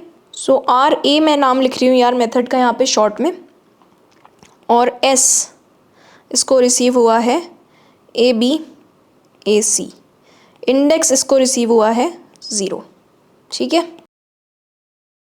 फर्स्ट लाइन चेक करी, 0 4 के इक्वल नहीं है तो ये लाइन नहीं चली। लाइन नंबर 6 पे आए, लाइन नंबर 6 में एक मेथड कॉल है, लाइन नंबर 6 में एक मेथड कॉल है, जो भी मेथड कॉल का रिजल्ट आएगा वो स्मॉल आंसर नाम की स्ट्रिंग में हम रख रहे हैं, ठीक है। स्मॉल आंसर को यार मैं SA लिख रही हूँ शॉर्ट में, ठीक है। मेथड कॉल क्या है, रिमूव अकरेंसेस ही है। इसको S क्या मिल रहा है, सेम ABAC मिल रहा है, S हर बार सेम है, S चेंज नहीं हो रहा, और IDX इसको 1 मिला है, ठीक है। 1 4 के इक्वल नहीं है तो ये वाली लाइन नहीं चलेगी। लाइन नंबर 6 पे एक और मेथड कॉल हो जा रही है। मेथड कॉल फिर से S में नहीं लिख रही हूँ यार क्योंकि S हर जगह सेम ही मिल रहा है, IDX इसको 2 मिल रहा है, ठीक है। यहाँ से वापस यहाँ आए, S ABAC मिला, इंडेक्स 2 मिला, ठीक है। कंडीशन इस बार भी ट्रू नहीं हुई, ये वाली कंडीशन ट्रू नहीं हुई, तो लाइन नंबर 6 पे फिर से मेथड कॉल कर दी, ठीक है। इस बार मेथड कॉल है IDX इक्वल टू 3 के साथ। 3 4 के इक्वल नहीं है तो इस बार भी ये कॉल नहीं हुआ, और लाइन नंबर 6 पे फिर से एक मेथड कॉल कर रहे हैं, RA IDX इक्वल टू 4। इस बार 4 4 के इक्वल है तो हम एम्प्टी स्ट्रिंग रिटर्न कर देंगे, ठीक है। तो ये वाला मेथड यार एम्प्टी स्ट्रिंग रिटर्न कर रहा है, ठीक है। तो इसने एम्प्टी स्ट्रिंग रिटर्न करी, कहाँ रिटर्न करी, लाइन नंबर 6 पे, ठीक है। लाइन नंबर 6 पे बेसिकली इस कॉल का रिजल्ट एम्प्टी स्ट्रिंग आया, ठीक है। वो कहाँ जाके स्टोर हो रहा है, स्मॉल आंसर नाम के स्ट्रिंग में, ठीक है। तो यहाँ पे हमें स्मॉल आंसर मिल गया empty string. Line number 6 basically complete हो चुकी है, तो अब हम आगे मूव कर सकते हैं। लाइन 7 पे आएंगे। लाइन 7 पे करंट कैरेक्टर निकाला है हमने कि IDX पे कौन सा कैरेक्टर है। IDX क्या है फिलहाल, 3 पे C है, ठीक है। 3 पे क्योंकि C है तो करंट कैरेक्टर हो गया C। क्या C A के इक्वल नहीं है, हाँ यार C A के इक्वल नहीं है, तो ये वाली कंडीशन ट्रू हो गई लाइन 8 वाली। तो हम लाइन 9 पे आएंगे। लाइन 9 पे हम क्या रिटर्न कर रहे हैं, करंट कैरेक्टर जो कि C है ना, करंट कैरेक्टर यहाँ से C निकाला है ना, और स्मॉल आंसर एम्प्टी स्ट्रिंग है। कैसे, यहाँ पे देखो, small answer empty string calculate हुआ था ना लाइन 6 पे, तो C plus empty string is equal to C only, ठीक है। सो लाइन नंबर 9 से हम C स्ट्रिंग रिटर्न कर रहे हैं, एक स्ट्रिंग रिटर्न कर रहे हैं जिसमें सिर्फ एक ही कैरेक्टर है C, ठीक है। C किसने रिटर्न किया, इस वाली मेथड कॉल ने, ठीक है, क्योंकि हम अभी इस वाली मेथड कॉल को प्रोसेस कर रहे हैं, तो इसने रिटर्न कर दिया है C। कहाँ रिसीव होगा, लाइन 6 पे। लाइन 6 पे ये चीज़ C रिसीव हुई है हमें, जो कि स्मॉल आंसर में आएगी, तो स्मॉल आंसर हमें यहाँ पर C मिल गया। करंट कैरेक्टर क्या है, IDX क्या है फिलहाल, इस वाली मेथड कॉल पे हैं यार हम अभी, ठीक है। लाइन 6 इसकी प्रोसेस हो गई है, लाइन 7 पे आए हैं, ठीक है। तो ये लाइन 6 हो गई। लाइन 7 पे करंट कैरेक्टर देख रहे हैं इंडेक्स 2 पे, इंडेक्स 2 पे करंट कैरेक्टर A है, तो ये वाली लाइन 8 वाली कंडीशन ट्रू नहीं होगी, तो हम एल्स में जाएंगे, ठीक है। एल्स में क्या होता है, जो स्मॉल आंसर आया है एग्जैक्टली वही रिटर्न हो जाता है, ठीक है। तो ये भी C ही रिटर्न करेगा। तो लाइन नंबर 6 पे अगेन C रिसीव हुआ, किसकी, लाइन 6 पे, इस वाली मेथड कॉल की, ठीक है, जिसमें IDX 1 था, तो यहाँ पर हमको C रिसीव हो गया है। अगली लाइन में हम करंट कैरेक्टर देख रहे हैं लाइन 7 में, ये लाइन 6 कंप्लीट हो चुकी है, ठीक है। लाइन 6 कंप्लीट हो गई। करंट कैरेक्टर इंडेक्स 1 पे चेक कर रहे हैं ना, तो इंडेक्स 1 पे B है, तो इस बार ये वाली लाइन ट्रू हो जाएगी, B not equal to A है, करेक्ट है ये। तो इस बार हम क्या रिटर्न करेंगे, करंट कैरेक्टर B है, और स्मॉल आंसर क्या है यार, स्मॉल आंसर क्या रिसीव हुआ है यार, स्मॉल आंसर C रिसीव हुआ है। हमने यहाँ पे लिखा नहीं, हम यहाँ पे लिख देते हैं, स्मॉल आंसर यहाँ पे C रिसीव हुआ था, ठीक है। तो B प्लस C, ठीक। तो ये क्या रिटर्न कर रहा है, ये रिटर्न कर रहा है BC कहाँ रिसीव हुआ है, लाइन 6 में, ठीक है। कौन सी कॉल में, IDX इक्वल टू 0 वाली कॉल में, तो BC स्मॉल आंसर में आ गया। कौन सी कॉल के, ABAC वाले स्मॉल आंसर में BC आ गया है, ठीक है। और देखा जाए तो हमने रिकर्शन से क्या मांगा था इस कॉल के अंदर कि ए का हम देख लेंगे, इस बी ए सी का आंसर ला दो, और बी ए सी का आंसर बी सी होता है। तो रिकर्सिव कॉल्स तो हमारी ठीक काम कर रही हैं, ठीक है। तो बी सी हमको मिल गया स्मॉल आंसर में। करंट कैरेक्टर ए है क्योंकि आई डी एक्स 0 है, वो ए के इक्वल ही है, तो बी सी ही हम एज इट इज़ रिटर्न कर देंगे यहाँ से, ठीक है। And that is our final answer, ठीक है। अब यार इसी कोड को हम एक और तरीके से लिख सकते थे, बिना इंडेक्स पास किए। बिना इंडेक्स पास किए कैसे लिख सकते हैं, इस चीज़ को समझने के लिए ये जो हमने रिकर्सिव ट्री बनाया था ना, इसको एक दूसरे तरीके से बनाते हैं, ठीक है। A B A C x, ठीक है, ये हमारी स्ट्रिंग है, हमें A B A C X का आंसर चाहिए। तो यार बेसिकली हम क्या चाहते हैं A B A C X का आंसर निकालने के लिए, कि हमें किसी तरह से बी ए सी एक्स का आंसर पता चल जाए। तो हम बी ए सी एक्स का आंसर निकलवाना चाहते हैं, और बी ए सी एक्स का आंसर निकालने के लिए हमें क्या चाहिए, ए सी एक्स का आंसर, राइट, इस पार्ट का आंसर। अब इसी चीज़ को रिप्रेजेंट करने के लिए हम ये इंडेक्स पास कर देते थे एक, ठीक है। 0 अगर हमने पास किया तो इसका मतलब है A B A C X का आंसर। अगर हमने 1 पास किया है तो इसका मतलब है बी ए सी एक्स का आंसर, क्योंकि 1 इंडेक्स यहाँ है ना कि बी से स्टार्ट होके, फर्स्ट इंडेक्स से स्टार्ट होके आंसर ला के दो, ठीक है।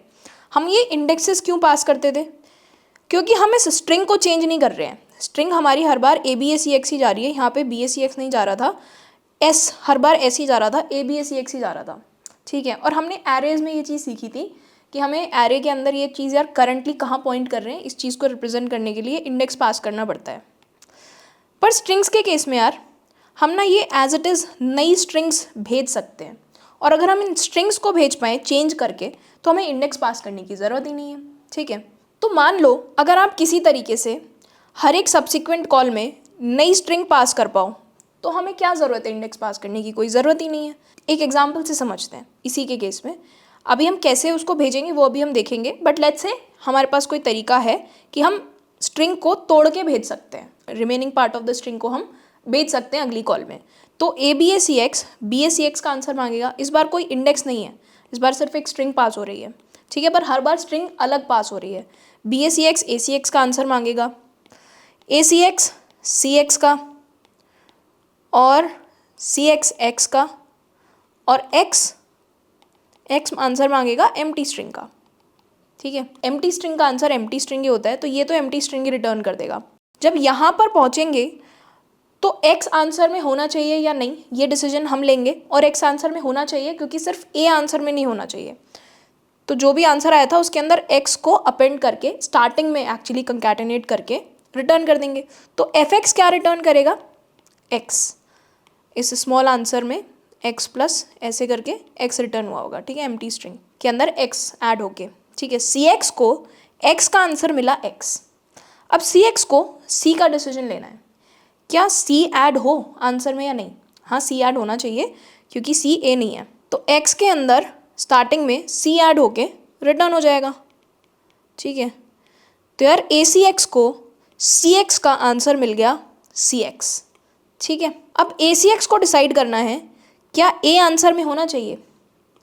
ए आंसर में नहीं होना चाहिए क्योंकि ए हमें रिमूव करना है, तो ये जो इसको स्मॉल आंसर मिला था वही चीज़ सेम रिटर्न कर देगा, ठीक है, सी एक्स ही। बी ए सी एक्स को ए सी एक्स का आंसर सी एक्स मिल गया। बी आंसर में होना चाहिए क्या, हाँ बी आंसर में होना चाहिए, तो ये सी एक्स में खुद से बी ऐड करके रिटर्न कर देगा, ठीक है। तो बी सी एक्स रिटर्न हुआ इसको, तो A B A C X को बी ए सी एक्स का आंसर बी सी एक्स मिल गया। अब ए पे डिसीजन लेना है, ए आंसर में ऐड नहीं होना चाहिए, तो ये बी सी एक्स ही डायरेक्टली रिटर्न कर देगा, ठीक है। तो यार सेम ट्री हैं दोनों, ये ट्री भी सेम है, ये ट्री भी सेम है, बस फ़र्क क्या है, हमने इसमें इंडेक्स के थ्रू पहचाना कि हमें फ़िलहाल कौन से पार्ट ऑफ द स्ट्रिंग पे काम करना है, और यहाँ पे हमने स्ट्रिंग ही बदल के भेज दी, इंडेक्स भेजा ही नहीं।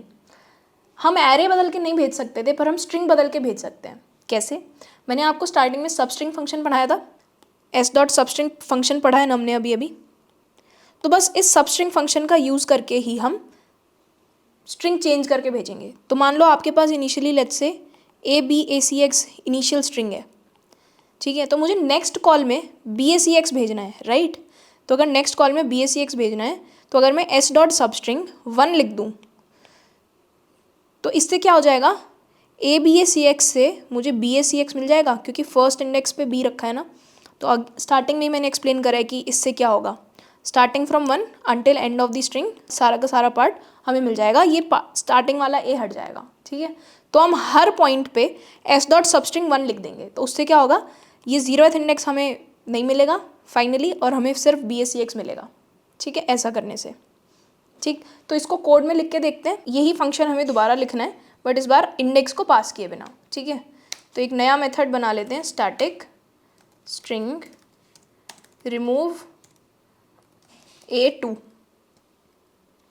सेकंड अप्रोच रिप्रेजेंट कर रहा है A2, ठीक है। मैं अभी इसको मिनिमाइज नहीं कर रही क्योंकि सिमिलर कोड लिखना है हमें, थोड़ी सी चीज़ बदली जाएगी, ठीक है। तो स्ट्रिंग S इसको रिसीव होगी। बेस केस क्या होगा ये सोचना है। देखिए, अगर हम क्योंकि स्ट्रिंग को छोटा कर करके, स्ट्रिंग को कट कर करके पास कर रहे हैं, तो अल्टीमेटली अगर स्ट्रिंग की लेंथ 0 हो जाए तो वो हमारा बेस केस हो जाएगा, ठीक है। तो रिटर्न एम्प्टी, ठीक है। इस केस में स्मॉल आंसर हम ऐसे कैलकुलेट कर रहे थे। अब देखो अब कैसे स्मॉल आंसर कैलकुलेट करेंगे, उसको मिनिमाइज़ कर दिया मैंने, हमें ज़्यादा रेफ़र करने की उसको अब ज़रूरत नहीं है। स्मॉल आंसर रिमूव A2, ठीक है। और इसको पास क्या करना है, ये इंपॉर्टेंट है। क्या हमें S पास करना है सिर्फ? नहीं, हम S नहीं पास करना चाहते। अगर ए बी ए सी एक्स आई है S, तो हमें अगली call B A C x पे करनी है, तो हम पास करेंगे S डॉट सब स्ट्रिंग ऑफ 1, ठीक है। यहाँ पे हमने S पास किया था और इंडेक्स बढ़ाया था, यहाँ पर हम S को ही चेंज कर रहे हैं, ठीक है। अब जैसे करंट कैरेक्टर, इसमें भी करंट कैरेक्टर निकालना होगा, ठीक है। देखो एक काम करते हैं, ये पूरा का पूरा कोड कॉपी करते हैं और यहाँ पेस्ट करते हैं। मैं ऐसा इसलिए आपको करके दिखा रही हूँ क्योंकि ये दोनों ना सिमिलर चीज़ें, हमें बस एक ही चीज़ बदलनी है बस। ये जो आई डी एक्स है, इस आई डी एक्स की जगह हमें 0 लिखना है, ठीक है। क्योंकि आप रिकर्सिव ट्री पे आइए, देखिए हर एक केस में हम डिसीजन सिर्फ पहले वाले कैरेक्टर पे ले रहे थे ना। जब हम ACX पे थे तो हमें CX तो इस कॉल ने रिटर्न किया था और हमें डिसीजन 0th कैरेक्टर पे लेना था, ठीक है। BACX में हमें B के ऊपर डिसाइड करना था, जो अगेन 0th इंडेक्स पे था, ठीक है। तो हर बार हमारा करंट कैरेक्टर 0th कैरेक्टर, इस बार IDX नहीं है, हमें सिर्फ 0th कैरेक्टर का डिसीजन लेना है और 1 फर्स्ट इंडेक्स के आगे का हम रिकर्शन से करा रहे हैं, ठीक है।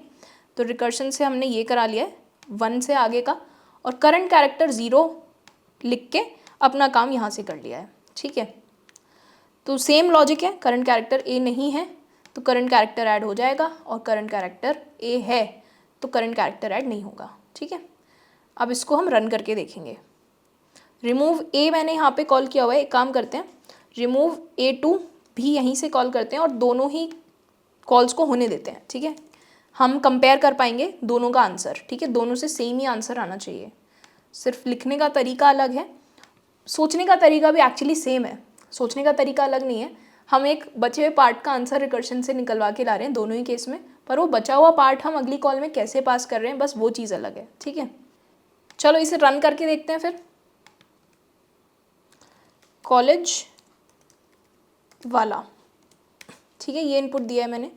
2 चीज़ें प्रिंट होके आनी चाहिए, एक लाइन 27 से, एक लाइन 28 से, और दोनों सेम होनी चाहिए। बिल्कुल ठीक आ रहा है हमारा आंसर, ठीक है। एक आध केस पे और करके देख लेते हैं, ठीक है। MN बचना चाहिए था, MN बच रहा है दोनों केसेस में। एक ऐसे केस पे रन करते हैं जिसमें सिर्फ एज ही हों, ठीक है। तो सब सिर्फ एम्प्टी आना चाहिए, कुछ भी नहीं आना चाहिए, देखो, ठीक है, दोनों ही एम्प्टी आ गए, ठीक है। So that was the other approach. Now let's talk about the time complexity of both of these codes. Time complexity यार हम कैसे निकालते हैं कि यार number of calls into time taken in one call, ठीक है। तो पहले नंबर ऑफ कॉल्स देखते हैं कितनी हो रही है। जितने नंबर ऑफ कैरेक्टर्स हैं एक स्ट्रिंग में, या ये कह लीजिए जितनी लेंथ है स्ट्रिंग की, लगभग उतनी कॉल्स हो रही हैं, ठीक है। क्योंकि आप पहले इंडेक्स 0 से शुरू करते हैं और लास्ट इंडेक्स तक जाते हैं 0 1 2 3 4, ठीक है। तो हम मान सकते हैं अप्रॉक्सीमेटली n कॉल्स हो रही हैं। n क्या है? Length of the string past, तो ये चीज़ तो n है, into time taken in one call. ये चीज़ देखते हैं। आप एक काम कीजिए, आप पहले गेस कीजिए, ठीक है, उसके बाद वीडियो कंटिन्यू करिए कि एक कॉल में कितना टाइम लग रहा है। देखो ये कांस्टेंट टाइम ऑपरेशन है, इफ़ कंडीशन चेक करना, रिटर्न करना, ठीक। एक मेथड को कॉल करना, ये भी एक कांस्टेंट टाइम ऑपरेशन है, ठीक है। मेथड कॉल कांस्टेंट टाइम होता है। करंट कैरेक्टर निकालना, ये भी कांस्टेंट टाइम है। ये इफ़ कंडीशन चेक करना, ये भी कांस्टेंट टाइम है। लाइन 9 पे जो हो रहा है, क्या ये कांस्टेंट टाइम है? आप बोलोगे हाँ कांस्टेंट टाइम है, क्या इसमें और ऐड ही तो हो रहा है। जब हम दो नंबर्स को ऐड करते हैं तो वो कांस्टेंट टाइम होता है। पर यार दो नंबर्स को ऐड करना भले ही कांस्टेंट टाइम हो, पर दो स्ट्रिंग्स को कंकैटिनेट करना यूजिंग दी प्लस ऑपरेटर यहाँ पर is not constant time. It is of the order of the length of the string, ठीक है। सो ये कंकैटिनेशन ऑपरेशन कांस्टेंट टाइम नहीं होता, इसमें ओएन टाइम लगता है, ठीक है, इसमें लीनियर टाइम लगता है। तो यहाँ पर लीनियर टाइम लग रहा है, ठीक है। एल्स में, रिटर्न में, यहाँ सब तो वैसे ये सब कांस्टेंट टाइम है, बट ये कंकैटिनेशन ऑपरेशन लीनियर टाइम लेता है, ठीक है। तो time taken in one call constant नहीं है, ठीक है। बाकी सारे ऑपरेशंस कांस्टेंट थे, पर क्योंकि एक जगह पर लीनियर टाइम लग रहा है तो ये n+c हो गया time taken in one call. c को हम इग्नोर कर सकते हैं। तो time taken in one call approximately length of string है, ठीक है। सो n टाइम कॉम्प्लेक्सिटी इस कोड की बिग O ऑफ n² बन जाती है, ठीक है। कुछ बच्चों को देखने में लगता है कि ये ON टाइम है, बट ये एक्चुअल में ON² टाइम है इस कंकैटिनेशन की वजह से, ठीक है। ये बात आपको समझ आनी चाहिए, ये याद रखिए, कंकैटिनेशन लीनियर टाइम होती है, इट्स नॉट कांस्टेंट टाइम, ठीक है। जिसकी वजह से time taken in one call linear हो गया, ठीक है। और हम नंबर ऑफ कॉल्स n थी उनको मल्टीप्लाई किए तो ओवरऑल टाइम कॉम्प्लेक्सिटी इसकी क्वाड्रेटिक हो गई है, ठीक है। Now the question arises why string concatenation is linear in time. एक एग्जांपल से समझाती हूँ। लेट्स से आपके पास दो स्ट्रिंग्स हैं, हेलो और वर्ड, और आप इन दोनों को कंकैटिनेट करना चाहते हो, ठीक है। तो आप ऐसा कुछ लिखोगे, string 1 + string 2। अब देखो स्ट्रिंग क्या होती है, स्ट्रिंग कुछ नहीं होती है, एक एरे ऑफ कैरेक्टर्स ही होती है, ठीक है। तो जो आप इन दोनों को कंकैटिनेट करके एक नई स्ट्रिंग बना रहे हो, लेट्स से इसकी लेंथ n है और इसकी लेंथ m है, तो आप n + m लेंथ का काइंड ऑफ एक नया एरे ऑफ कैरेक्टर्स बना रहे हो, ठीक है।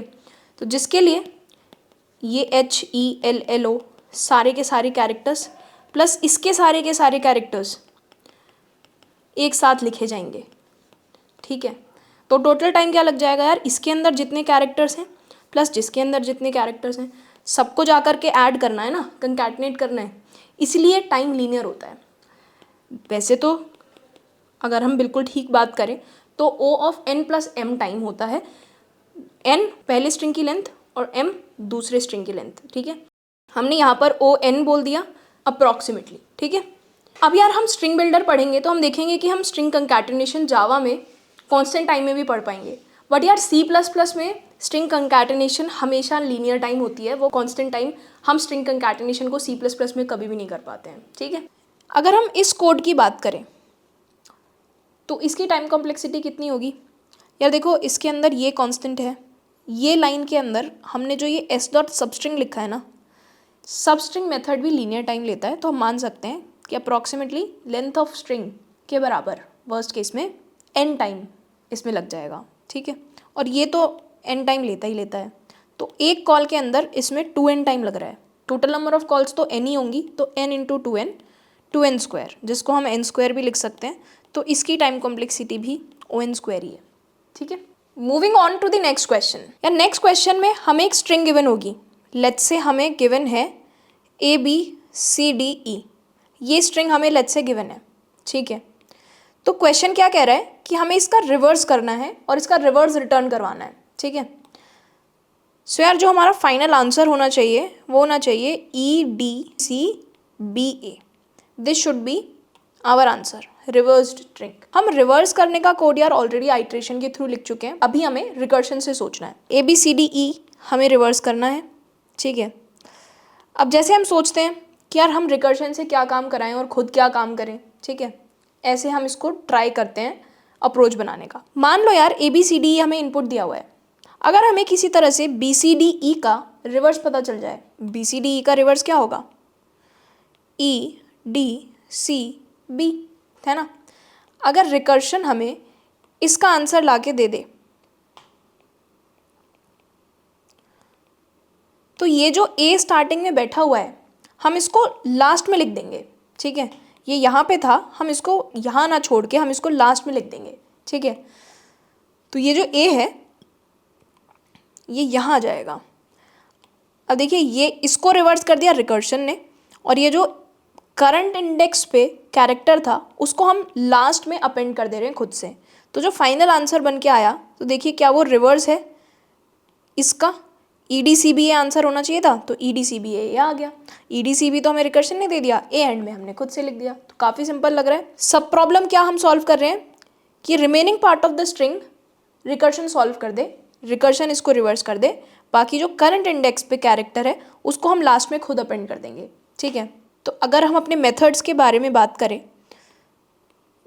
तो जैसे लास्ट क्वेश्चन में F मेथड था जो S और IDX दो पैरामीटर्स ले रहा था, ठीक है। IDX रिप्रेजेंट करेगा कि हम करंटली कौन से कैरेक्टर, कौन से इंडेक्स पे हम खड़े हैं, ठीक है। तो SIDX क्या रिप्रेजेंट कर रहा है यार, यहाँ पर FSIDX क्या रिप्रेजेंट कर रहा है कि this will reverse string S starting from index IDX। और मेन से हम क्या कॉल करेंगे यार, मेन से हम S,0 कॉल कर रहे होंगे क्योंकि हमें पूरी स्ट्रिंग रिवर्स करनी है, ठीक है। अभी हमने क्या डिस्कस किया कि यार ठीक है IDX पे जो एलिमेंट पड़ा हुआ है, IDX पे जो कैरेक्टर पड़ा हुआ है उसको हम लास्ट में अपेंड कर देंगे। किसके लास्ट में, जो आंसर हमें रिकर्शन ला के देगा। रिकर्शन हमें क्या आंसर ला के देगा कि अगर हम फिलहाल यहाँ खड़े हैं, IDX यहाँ है, तो IDX +1 से शुरू करके एंड तक जो भी स्ट्रिंग है उसका रिवर्स हमें रिकर्शन ला के देगा, ठीक है। तो अगर मुझे IDX +1 से एंड तक का रिवर्स चाहिए तो मुझे ये मेथड कॉल करनी होगी, ठीक है। ये मेरा स्मॉल आंसर होगा और ये क्या रिप्रेजेंट कर रहा है, reverse of string S starting from index IDX +1, ठीक है। सो फॉर एग्जाम्पल S हमारे पास ABCD है, ठीक है। तो ये वाली मेथड कॉल ABCD और 1 पे होगी अगर IDX करंटली 0 है, ठीक है। तो ये अगर मेथड कॉल हो रही है मेन से, ठीक है। और हम इससे क्या एक्सपेक्ट कर रहे हैं कि ये स्टार्टिंग फ्रॉम इंडेक्स 1 स्ट्रिंग को रिवर्स करके लाके स्मॉल आंसर में स्टोर करा देगा, ठीक है। तो ये चीज़ DCB रिटर्न कर देगी। अब ये जो DCB आया इसके अंदर A हम खुद से अपेंड कर देंगे। A क्या है, A फिलहाल क्या होगा, जहाँ पर हम IDX को लेके खड़े हैं इस वाले फंक्शन में IDX A को पॉइंट कर रहा है क्योंकि IDX की वैल्यू 0 है यहाँ पर, ठीक है। उसके अंदर हम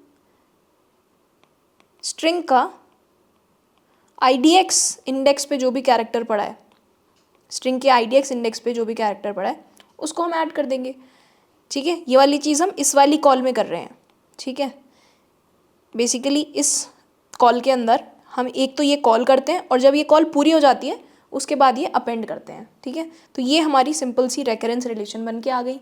बेस केस क्या होगा, बेस केस यार अगेन पिछले क्वेश्चन जैसा कि अगर IDX n के इक्वल हो जाए, IDX इनिशियली 0 से शुरू होगा ना, 0 के बाद वो कभी 1 होगा, फिर 2 होगा, फिर 3 होगा, अल्टीमेटली अगर वो 4 हो जाता है, बिल्कुल हम आउट ऑफ बाउंड चले जाते हैं, तो IDX के n होने पे हमें एम्प्टी स्ट्रिंग रिटर्न करनी है। ये हमारा सिंपल सा बेस केस होगा, ठीक है। तो यार अगर हम एक रिकर्सिव ट्री के फॉर्म में इस चीज़ को करने की कोशिश करें तो देखो क्या हो रहा होगा, ABCD और 0 ये कॉल होगी।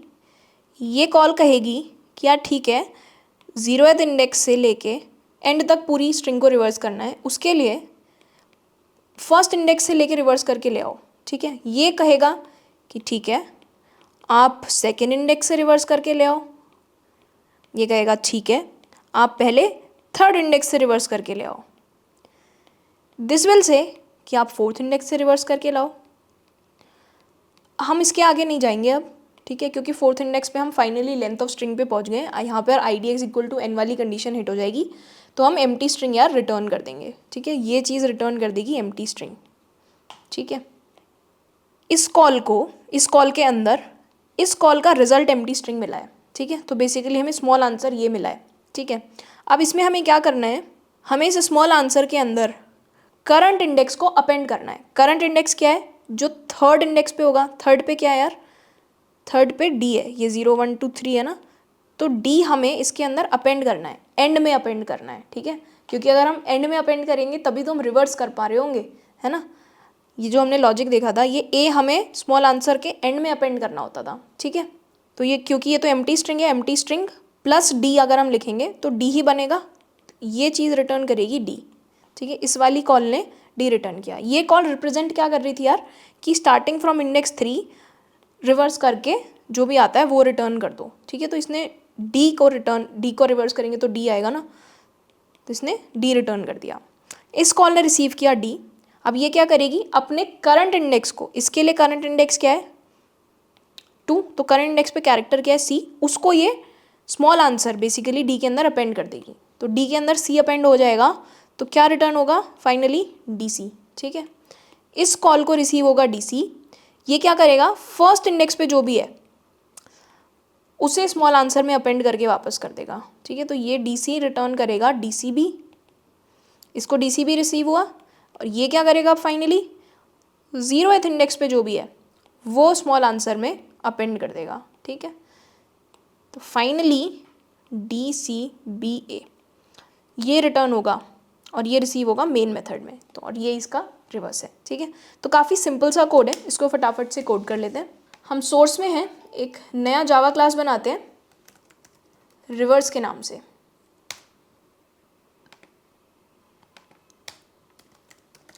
मेन मेथड यूज़र से इनपुट लेते हैं, उसके लिए स्कैनर क्लास का ऑब्जेक्ट बनाते हैं।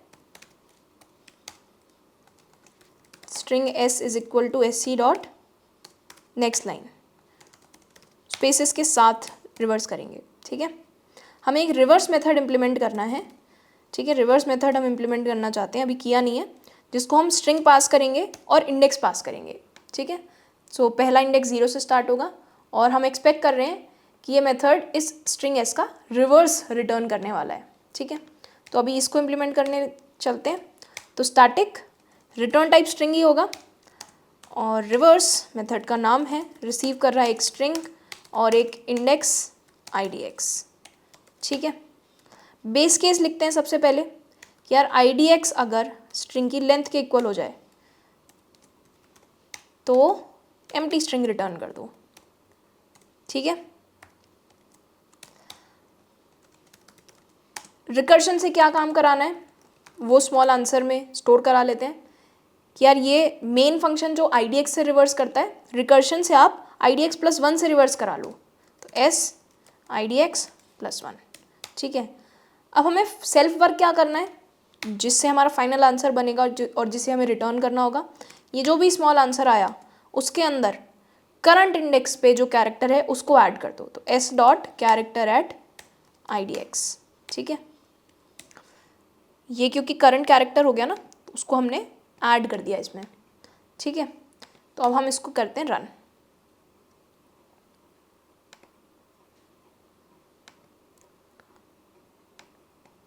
हम इनपुट देंगे PW स्किल्स, ठीक है। तो PW स्किल्स का रिवर्स हमें मिल गया SLIIKS स्पेस WP, ठीक है। अगर आप इसको इनपुट दें ABCD तो DCBA मिल गया, ठीक है। तो ये बिल्कुल ठीक काम कर रहा है। इसका एक बार फटाफट से ड्राई रन देख लेते हैं। ये कॉल स्टैक है, यहाँ पे मेन मेथड के लिए स्टैक फ्रेम बनी हुई है जहाँ से कॉल हो रहा है। एक छोटे से एग्जांपल पे सिर्फ ABC पे चलो रन करके देख लेते हैं ड्राई रन को। इसने कॉल किया है रिवर्स, ठीक है। रिवर्स मेथड कॉल हुआ है, स्ट्रिंग पास हुई है ABC, और इंडेक्स पास हुआ है 0, ठीक है। लाइन 7 पे कंडीशन चेक करने की कोशिश की, ट्रू नहीं हुई, लाइन 8 पर आए।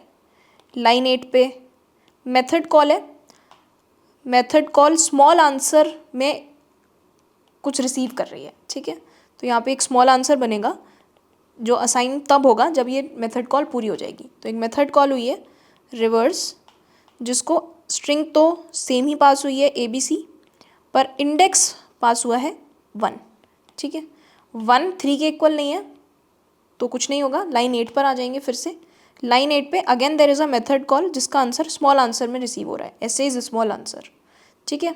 और मेथड कॉल क्या है, अगेन रिवर्स की मेथड कॉल है जिसमें स्ट्रिंग तो ABC ही पास हो रही है बट इंडेक्स पास हो रहा है 2, ठीक है। क्या 2 3 के इक्वल है, नहीं, तो ये इस बार भी ट्रू नहीं होगा, ठीक।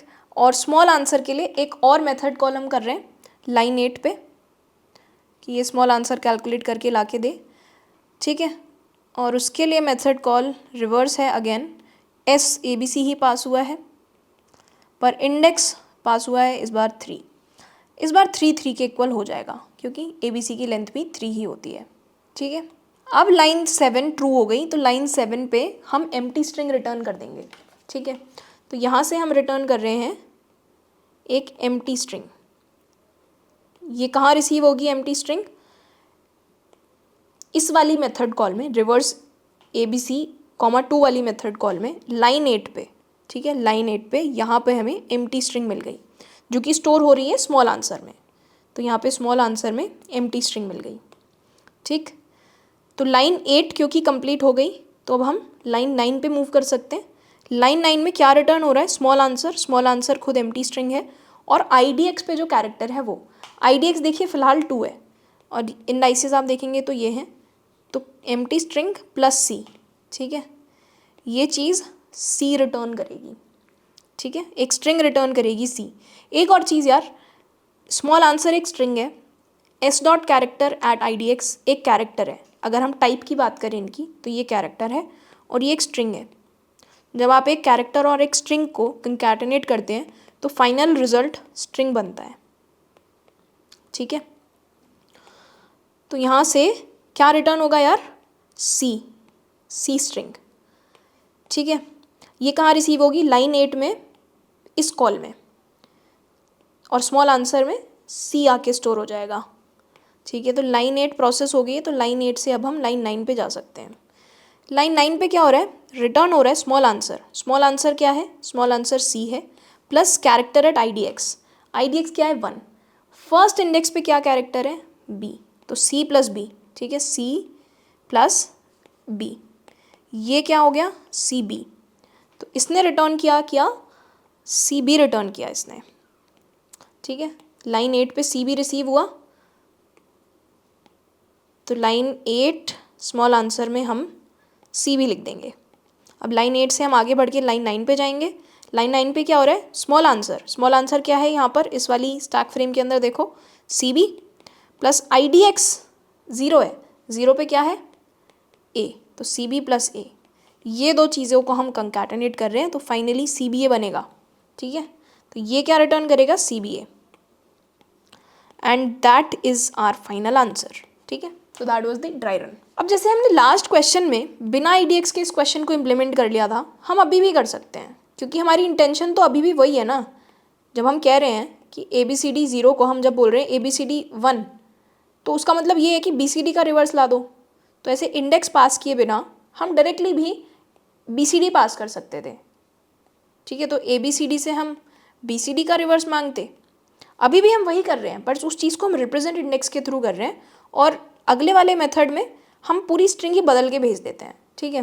तो यार ये यहाँ पे मैंने सिंपली लिखा हुआ है, कुछ खास चेंज नहीं होगा। बेस केस क्या हो जाएगा, अगर S डॉट लेंथ 0 है तो एम्प्टी स्ट्रिंग रिटर्न हो जाएगी। स्मॉल आंसर कैलकुलेट करने के लिए इस बार इंडेक्स पास साथ में पास करने की ज़रूरत नहीं है, सिर्फ S डॉट सब स्ट्रिंग और साथ में बिगिन इंडेक्स 1 क्यों डाल रहे हैं हम, क्योंकि अगर हम ABCD पे खड़े हैं तो हमें BCD अगली कॉल में पास करना है, ठीक है। अगर हम BCD पे खड़े होंगे तो हमें अगली कॉल में CD पास करना है।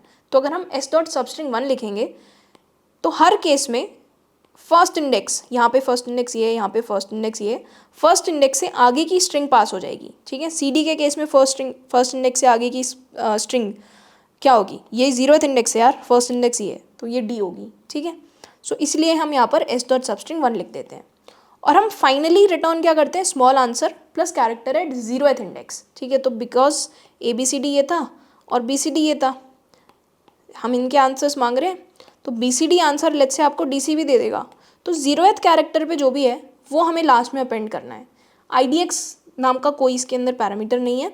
अगर बी सी डी पे होते, चलो एक और एग्जाम्पल एक्सटेंड कर लें, और सी डी का आंसर मांगते, तो सी डी तो आपको डी सी दे देता, ठीक है, पर बी सी डी में 0th कैरेक्टर पे बी पड़ा था ना, इस डी सी में बी हमें ऐड करना था, इसलिए यहाँ पर कैरेक्टर एट 0 है, कैरेक्टर एट इंडेक्स नहीं है, क्योंकि हम पूरी स्ट्रिंग को ही मॉडिफाई करके भेज रहे हैं, ठीक है, एक नई स्ट्रिंग भेज रहे हैं। यार अगर हम इसकी टाइम कॉम्प्लेक्सिटी की बात करें तो नंबर ऑफ कॉल्स तो देखो इसमें ऑर्डर ऑफ एन में ही हो रही है, एन क्या है, लेंथ ऑफ स्ट्रिंग, पर एक कॉल के अंदर कितना टाइम लग रहा है, देखिए यहाँ पे भी एक्चुअली कंकैटिनेशन का ऑपरेशन है, तो बाकी सब तो कांस्टेंट टाइम ऑपरेशंस है, बट क्योंकि यहाँ पर कंकैटिनेशन का ऑपरेशन है तो ये लीनियर टाइम लेगा, ठीक है। तो n इंटू एन हम बोल सकते हैं कि अप्रॉक्सीमेटली बिग ओ के केस में बिग ओ एन स्क्वायर इसकी टाइम कॉम्प्लेक्सिटी है, ठीक है।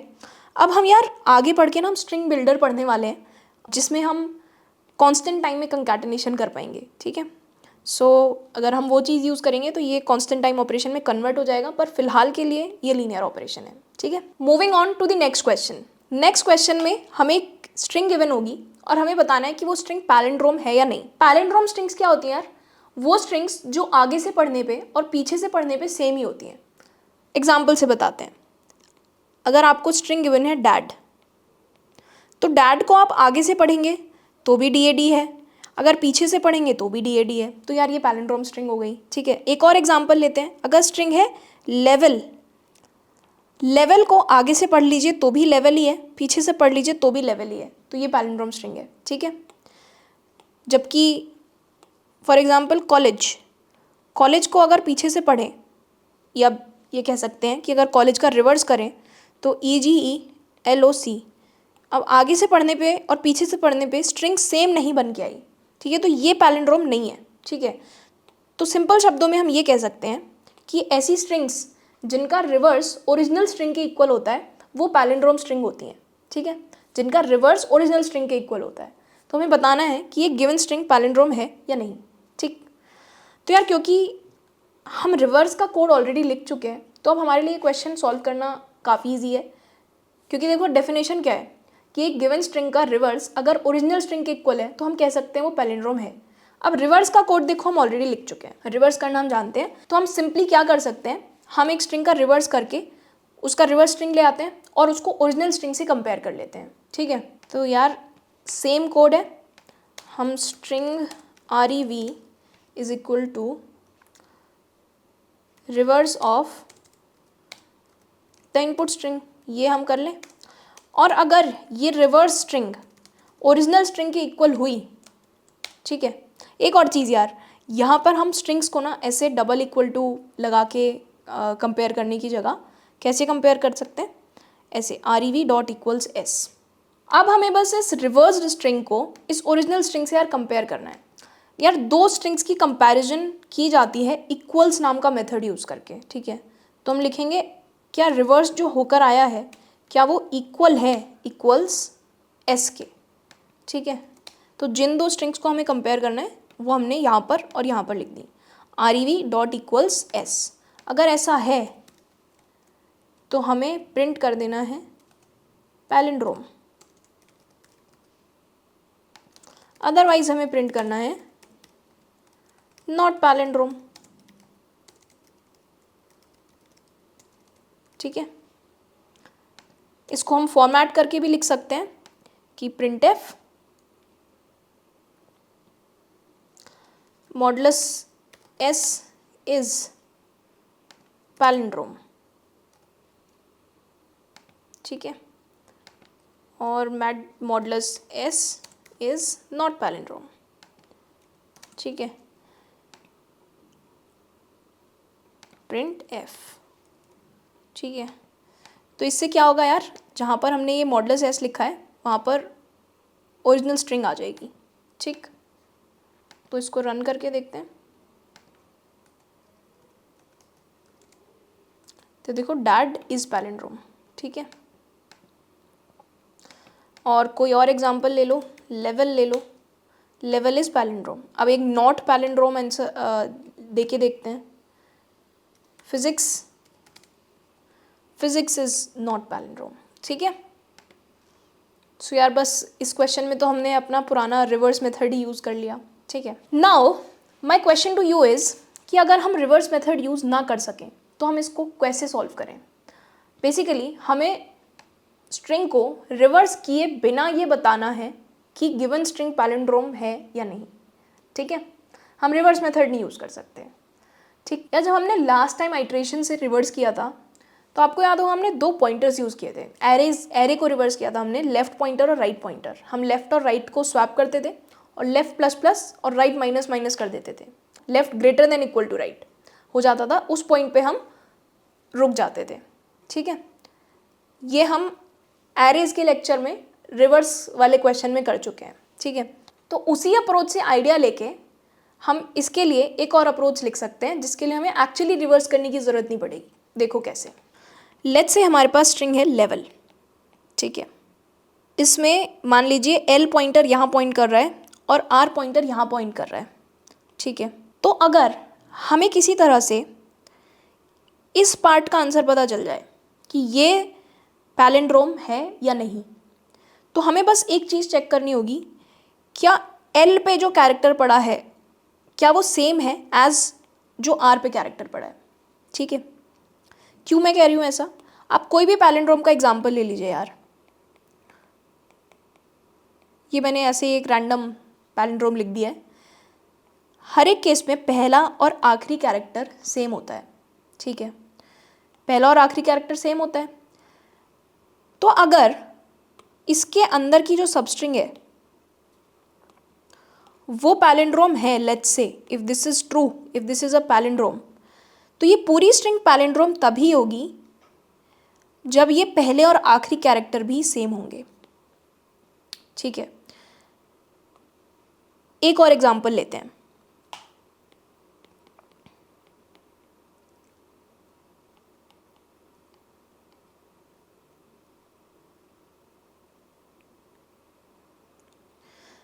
देखो ये एक और मैंने पैलिंड्रोम स्ट्रिंग लिखी है यहाँ पे। अब लेट्स से कि ये वाली जो स्ट्रिंग है वो हमें पता चल जाए कि वो पैलिंड्रोम है या नहीं, तो हम बस इन दोनों को कंपेयर करके देख सकते हैं और अगर सेम है तो हम कह सकते हैं कि पूरा पैलिंड्रोम है। ठीक है, अब मैं ऐसा क्यों बोल रही हूँ, मान लो ये दोनों तो सेम है पर अंदर कुछ भी पड़ा हुआ है अंदर। ठीक है, और वो हमें नहीं पता पैलिंड्रोम है अभी या नहीं, पता नहीं है। बट लेट्स से कि ये पैलिंड्रोम नहीं है। अगर हमें ये पता चल जाए कि ये पैलिंड्रोम नहीं है तो हमें इन दोनों को भी कंपेयर करने की ज़रूरत नहीं है। अगर ये अंदर वाली ही स्ट्रिंग पैलिंड्रोम नहीं है तो ये दोनों इक्वल हो या ये दोनों इक्वल ना हो तो कोई फ़र्क नहीं पड़ता, ये पूरी स्ट्रिंग कभी भी पैलिंड्रोम नहीं हो सकती। ठीक है, तो हम एल और आर पे जो पड़ा हुआ है एक तो उसे कंपेयर कर लें और रिकर्शन हमें ये बता दे कि अंदर वाली जो एल और आर को छोड़ के स्ट्रिंग बची है क्या वो पैलिंड्रोम है। अगर ये पैलिंड्रोम है प्लस ये दोनों सेम है तो आंसर पैलिंड्रोम आएगा। ठीक है, ध्यान रखिएगा ये दोनों सेम होना पैलिंड्रोम का क्राइटेरिया नहीं है, ये दोनों सेम प्लस अंदर वाली स्ट्रिंग भी पैलिंड्रोम होनी चाहिए। जैसे इस वाले एग्जांपल में आप देखो ये अंदर वाली स्ट्रिंग पैलिंड्रोम नहीं है तो ये दोनों सेम हो या अलग हो उससे कोई फ़र्क ही नहीं पड़ता है। ठीक है, सो लेट्स से हम एक फंक्शन इम्प्लीमेंट करते हैं FSLR। ठीक है, तो इस मेथड से हमारी क्या एक्सपेक्टेशन है कि ये रिटर्न करेगा कि जो स्ट्रिंग है S between indices L and R, पूरी स्ट्रिंग का नहीं रिटर्न कर रहा है, ये L और R के बीच की स्ट्रिंग का पैलिंड्रोम होना या ना होना ये चीज़ रिटर्न कर रहा है। पैलिंड्रोम, क्या ये पैलिंड्रोम है। ठीक है, तो अगर हमें पूरी स्ट्रिंग का आंसर चाहिए, फॉर एग्जांपल ABADE ये स्ट्रिंग है। ठीक है, तो इसके इंडाइसेस क्या होंगे 0 1 2 3 4 और इसकी लेंथ क्या होगी N 5। तो अगर हमें पूरी की पूरी स्ट्रिंग का पता लगाना है कि वो पैलिंड्रोम है या नहीं, तो एल और आर की क्या वैल्यूज़ पास होनी चाहिए? 0 और 4, क्योंकि पूरी स्ट्रिंग का तो तभी पता लगेगा ना, क्योंकि इसकी डेफिनेशन ही ऐसी है कि एल और आर से जो बाउंड हो रहा है, तो एल 0 होना चाहिए और आर 4 होना चाहिए। तो एल तो 0 होगा ही, आर क्या होगा? n-1, ठीक है, where n is the length of the string, ठीक है, s डॉट लेंथ बेसिकली, ठीक है। -1 वाली चीज़ समझ आ रही है ना आपको, क्योंकि n 5 है, ठीक है, और स्ट्रिंग के अंदर भी 0 बेस्ड इंडेक्सिंग होती है, तो last valid index string dot length -1 होगा, ठीक है। सो एक एग्जांपल लेते हैं, लेवल का एग्जांपल ही ले लेते हैं, चलो 0 1 2 3 4, S 0 और 4 पास होगा इनिशियली कि यार 0 से 4 के अंदर जो भी स्ट्रिंग है वो पैलिंड्रोम है या नहीं, ये हमें पता लगाना है। ये पता लगाने के लिए हम क्या चाहते हैं कि हमें 1 से 3 वाली का आंसर पता चल जाए कि 1 से 3 पैलिंड्रोम है या नहीं, ठीक है। 1 से 3 पैलिंड्रोम है या नहीं ये हमें पता चल जाए। और इनफैक्ट यार 1 से 3 पैलिंड्रोम है या नहीं ये चेक करने से पहले हम ये चेक करेंगे क्या 0 और 4 पे जो कैरेक्टर्स पड़े हैं वो इक्वल हैं। अगर वो इक्वल नहीं है तो हम डायरेक्टली कह सकते हैं कि ये स्ट्रिंग पैलिंड्रोम है ही नहीं। सो फॉर एग्जांपल अगर आपको ABCD स्ट्रिंग मिलती, ठीक है, ये 0 है और ये 3 है, तो आप 0 और 3 को कंपेयर करके ही बोल सकते थे कि ये पैलिंड्रोम नहीं है। अंदर पैलिंड्रोम है या नहीं उस बात से फ़र्क ही नहीं पड़ता, क्योंकि यही दोनों इक्वल नहीं है। बट क्योंकि इस केस में एटलीस्ट L और L इक्वल थे, तो हमने 1 और 3 का रिकर्शन से आंसर पूछा कि यार चलो ये दोनों तो इक्वल हैं, ये हमने सेल्फ वर्क कर लिया, देख लिया अपने आप से, पर मुझे आप अंदर वाली स्ट्रिंग का बता दो कि ये पैलिंड्रोम है या नहीं, ठीक है। तो 1 3 क्या करेगा? 1 3 1 और 3 पे जो है उसको कंपेयर कर लेगा कि यार E और E तो सेम है, पर उसके अंदर जो पड़ा हुआ है वो मुझे नहीं पता। तो ये किससे पूछेगा कि यार 2 और 2 का आंसर बता दो।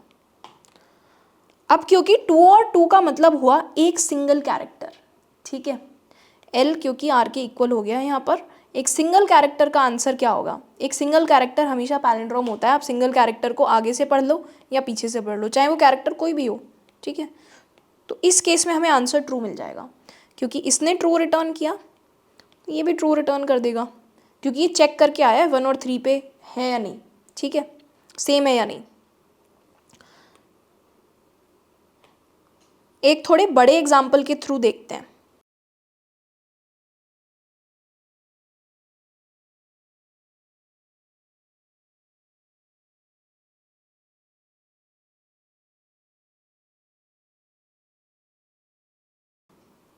तो हमें इसका आंसर पता लगाना है।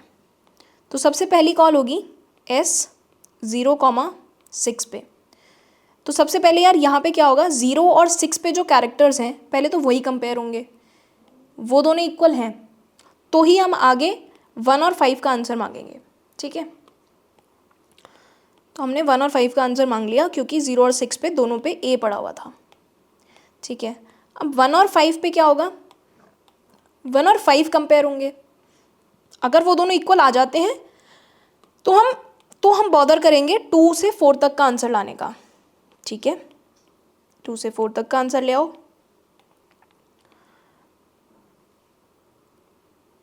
2 से 4 का आंसर लाना है तो सबसे पहले तो 2 और 4 पे इक्वल है या नहीं यही चीज़ चेक कर लो, वो दोनों इक्वल हैं, तो अब 3 और 3 का आंसर ला दो, ठीक है।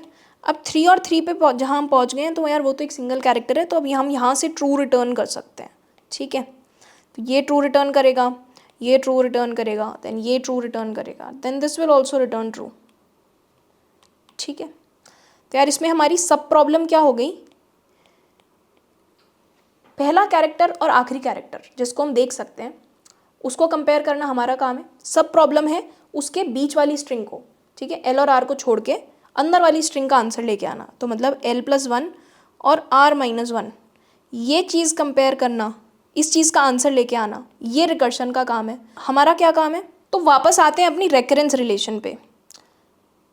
यार हमारी सब प्रॉब्लम क्या है, देखो L और R को छोड़ के जिन इंडाइसेस को हम देख पा रहे हैं उन्हें छोड़ के जो अंदर वाली स्ट्रिंग्स हैं, अंदर वाली जो स्ट्रिंग है क्या वो पैलिंड्रोम है या नहीं, ये हम रिकर्शन से पता लगवा रहे हैं, ठीक है। तो रिकर्शन हमें क्या बता रहा है कि L+1 और R-1 ने जिस स्ट्रिंग को बाउंड किया है वो पैलिंड्रोम है या नहीं, ठीक है। और सेल्फ वर्क हम खुद क्या करते हैं, हम कंपेयर करते हैं कि L पे और R पे, ये L और R कंपेयर नहीं हो रहे हैं, जो कैरेक्टर लिखे हुए हैं L और R पे वो कंपेयर हो रहे हैं, ठीक है। सही से लिख देते हैं इसको, S dot character eight L, क्या ये इक्वल है S dot character eight R के।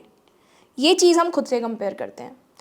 अगर ये दोनों चीज़ें अगर ट्रू आ जाती हैं, ये दोनों अगर ट्रू आ जाती हैं तो हम ट्रू रिटर्न कर देते हैं, और इन दोनों में से कोई एक भी फॉल्स आती है तो हम फॉल्स रिटर्न करते हैं, ठीक है। तो हमारा सब प्रॉब्लम ये हो गया, हमारा सेल्फ वर्क ये हो गया। और बेस केस क्या हो गया यार हमारा, कि अगर L और R, L देखो L यहाँ से शुरू होता है स्टार्टिंग से और R पीछे से शुरू होता है, और L को हम इधर की तरफ मूव करते रहते हैं और R को हम ऐसे मूव करते रहते हैं दिस साइड। तो जिस पॉइंट पे L और R कोलाइड हो जाएंगे उस पॉइंट पे हम बेस केस हिट कर जाएंगे और we will return an empty string, ठीक है।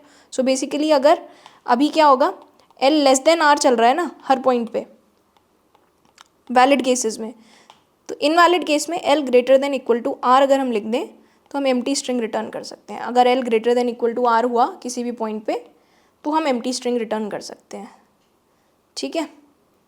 एंड लास्टली बेस केस क्या होगा, देखो यार ये L 0 से स्टार्ट होता है और R n-1 से, और हर एक कॉल में हम L को इस तरफ मूव करते हैं और R को इस तरफ मूव करते हैं।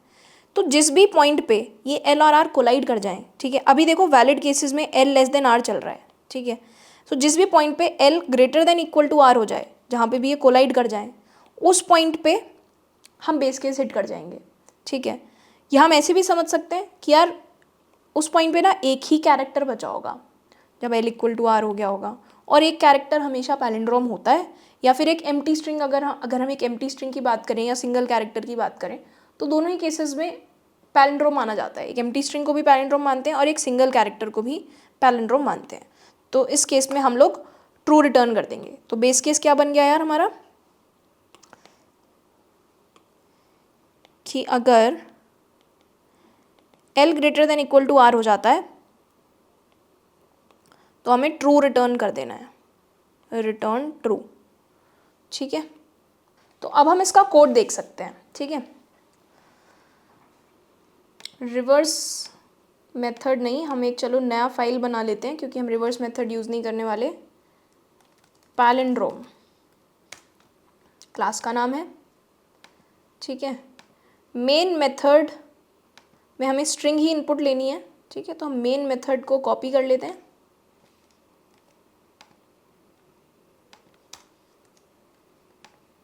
और हम यहाँ पर एक मेथड लिखने वाले हैं स्टैटिक, जो रिटर्न करेगा एक बूलियन ट्रू या फॉल्स, इस पैलिंड्रोम और स्ट्रिंग s, ठीक,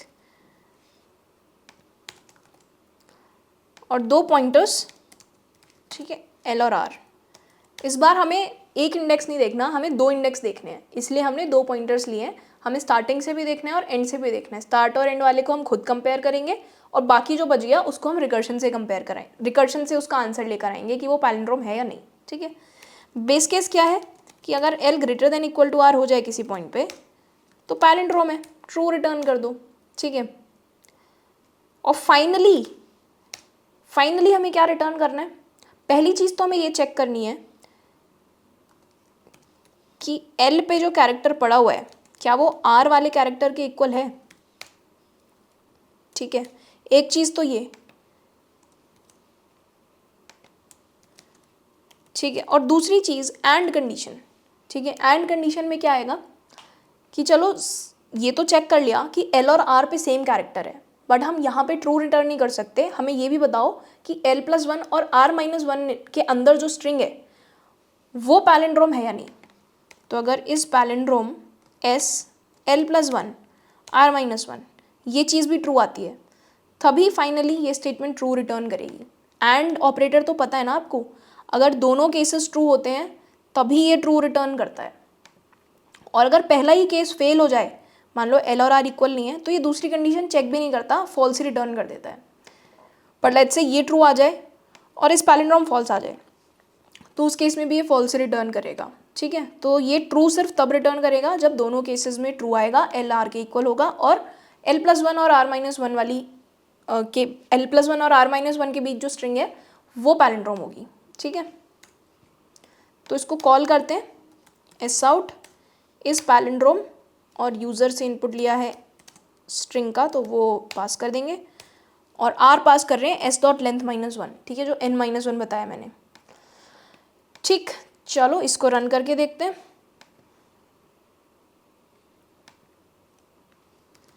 लेवल पास किया, लेवल एक पैलिंड्रोम है तो ट्रू आ गया। ठीक है, कॉलेज पास किया, कॉलेज एक पैलिंड्रोम नहीं है तो फॉल्स आ गया। ठीक है, सिंगल कैरेक्टर अब पास करोगे तो ट्रू आएगा, सारे कैरेक्टर्स सेम पास कर दोगे तो वो भी पैलिंड्रोम होता है तो ट्रू आ जाएगा। ठीक है, ये ऑड लेंथ था, इवन लेंथ का भी चला के देख लो, ए वो भी ट्रू आ रहा है। ठीक है, तो सारे केसेस में आंसर तो हमारा सही आ रहा है। ठीक है, एक बार इसका ड्राई रन देख लेते हैं फटाफट। यार ये हमारा कोड है एंड आई होप यार कि आपको बेसिक इंटेंट इसका समझ में आया है कि हमने 2 पॉइंटर्स लिए हैं सो दैट हम फर्स्ट और लास्ट कैरेक्टर को कंपेयर कर पाएँ और बाकी की जो बची हुई बीच की स्ट्रिंग है उसका आंसर हम रिकर्शन से ला पाएँ। ठीक है, तो यार ये हमारा कॉल स्टैक है। एक छोटा सा एग्जांपल लेते हैं यार, ज़्यादा बड़ा नहीं लेते। RADAR, radar. ठीक है, radar is also a palindrome. ठीक, या फिर आप नॉन पैलिंड्रोम का एग्जांपल लेना चाहते हो क्योंकि पैलिंड्रोम का तो हमने ड्राई रन भी देखा था। ठीक है, तो हम एक काम करते हैं, इसका नॉन पैलिंड्रोम लेते हैं, RADR ले लेते हैं हम सिर्फ। ठीक है, तो ये पैलिंड्रोम नहीं है। 0 1 2 3 लेंथ है इसकी 4, तो इस पैलिंड्रोम फंक्शन कॉल हो रहा है। ठीक है, जिसमें स्ट्रिंग तो RADR ही पास हो रही है। RADR में बार बार नहीं लिखूंगी, L और R लिखूंगी खाली। L पास हुआ 0 और R पास हुआ 3। ठीक है, तो यहाँ पर आए हम, मेन से कॉल हुई है, ये 0 है ये 3 है और स्ट्रिंग है RADR। ठीक है, पहले हम चेक कर रहे हैं क्या L greater than equal to R है। नहीं, 0 ग्रेटर देन इक्वल टू 3 नहीं है, so we don't do anything on line 6, we go on line 7। Line 7 पे हम चेक करते हैं क्या L पे जो कैरेक्टर पड़ा है और क्या जो R पे कैरेक्टर पड़ा है वो इक्वल है। 0 और 3 पे चेक कर रहे हैं, 0 और 3 पे हाँ यार इक्वल है। ठीक है, क्योंकि 0 और 3 पे इक्वल है तो ये वाली चीज़ तो ट्रू हो गई, ये चीज़ ट्रू हो गई, तो हम आगे जाएंगे। अभी हम ट्रू रिटर्न नहीं करेंगे, अभी हम इस वाली कंडीशन को भी चेक करेंगे। ठीक है, इस कंडीशन में क्या हो रहा है, इस पैलिंड्रोम कॉल हो रहा है, कौन सी लाइन पे कॉल हुआ है यार, लाइन 7 पे एंड के बाद। ठीक है, और इस बार वैल्यूज़ क्या पास हो रही हैं, देखो L ओरिजिनली 0 था तो 0 + 1 1 पास हुआ और R-1 3 - 1 2 पास हुआ। ठीक है, L 1 पास हुआ और R 2 पास हुआ। ठीक है, सो यहाँ से वापस यहाँ आ गए। ठीक, लाइन 6 ट्रू नहीं होगी, 1 ग्रेटर देन इक्वल टू 2 नहीं है, हम लाइन 7 पे जाएंगे। लाइन 7 पे हम चेक करेंगे क्या L और R पे जो कैरेक्टर्स हैं वो इक्वल हैं। L इज़ 1, R इज़ 2, 1 और 2 पे क्या इक्वल है, नो, दिस इज़ फॉल्स। अब यार क्योंकि ये चीज़ फॉल्स हो गई है ना, तो एंड ऑपरेटर की प्रॉपर्टी होती है यार ये कि अगर जहाँ पे इसको फॉल्स मिल जाता है ये उसी पॉइंट पे फॉल्स रिटर्न कर देगा। It does not need to evaluate this method call, क्योंकि यहीं पे फॉल्स आ गया तो ये कह देगा कि यार अब फॉल्स ही रिटर्न कर दो, आगे ट्रू आए फॉल्स आए कोई फ़र्क नहीं पड़ता, यहाँ पे तो फॉल्स आ ही गया है, तब तो फॉल्स ही रिटर्न होगा। ठीक है, तो इसने रिटर्न कर देना यार फॉल्स। लाइन 7 पे इस जगह पर फॉल्स रिसीव हुआ है, जबकि लाइन 7 पे हम जानते थे इस वाली कॉल में 0 और 3 पे ट्रू हो गया था ये वाला इवैल्यूएशन। ठीक है, 0 और 3 पे क्योंकि सेम कैरेक्टर थे। ठीक है, पर ट्रू एंड फॉल्स फॉल्स होता है, सो फाइनली क्या रिटर्न होगा, फाइनली फॉल्स रिटर्न होगा। ठीक है, तो RADR is not a palindrome. ठीक है, अब आप इसकी टाइम कॉम्प्लेक्सिटी देखो यार, नंबर ऑफ कॉल्स कितनी हो रही हैं यार, number of calls order of n में मानेंगे हम। वैसे देखा जाए तो लेट्स से अगर 0 10 होता है तो एक कॉल ये होती है, फिर एक 1 9 वाली होती है, फिर एक 2 8 वाली होती है।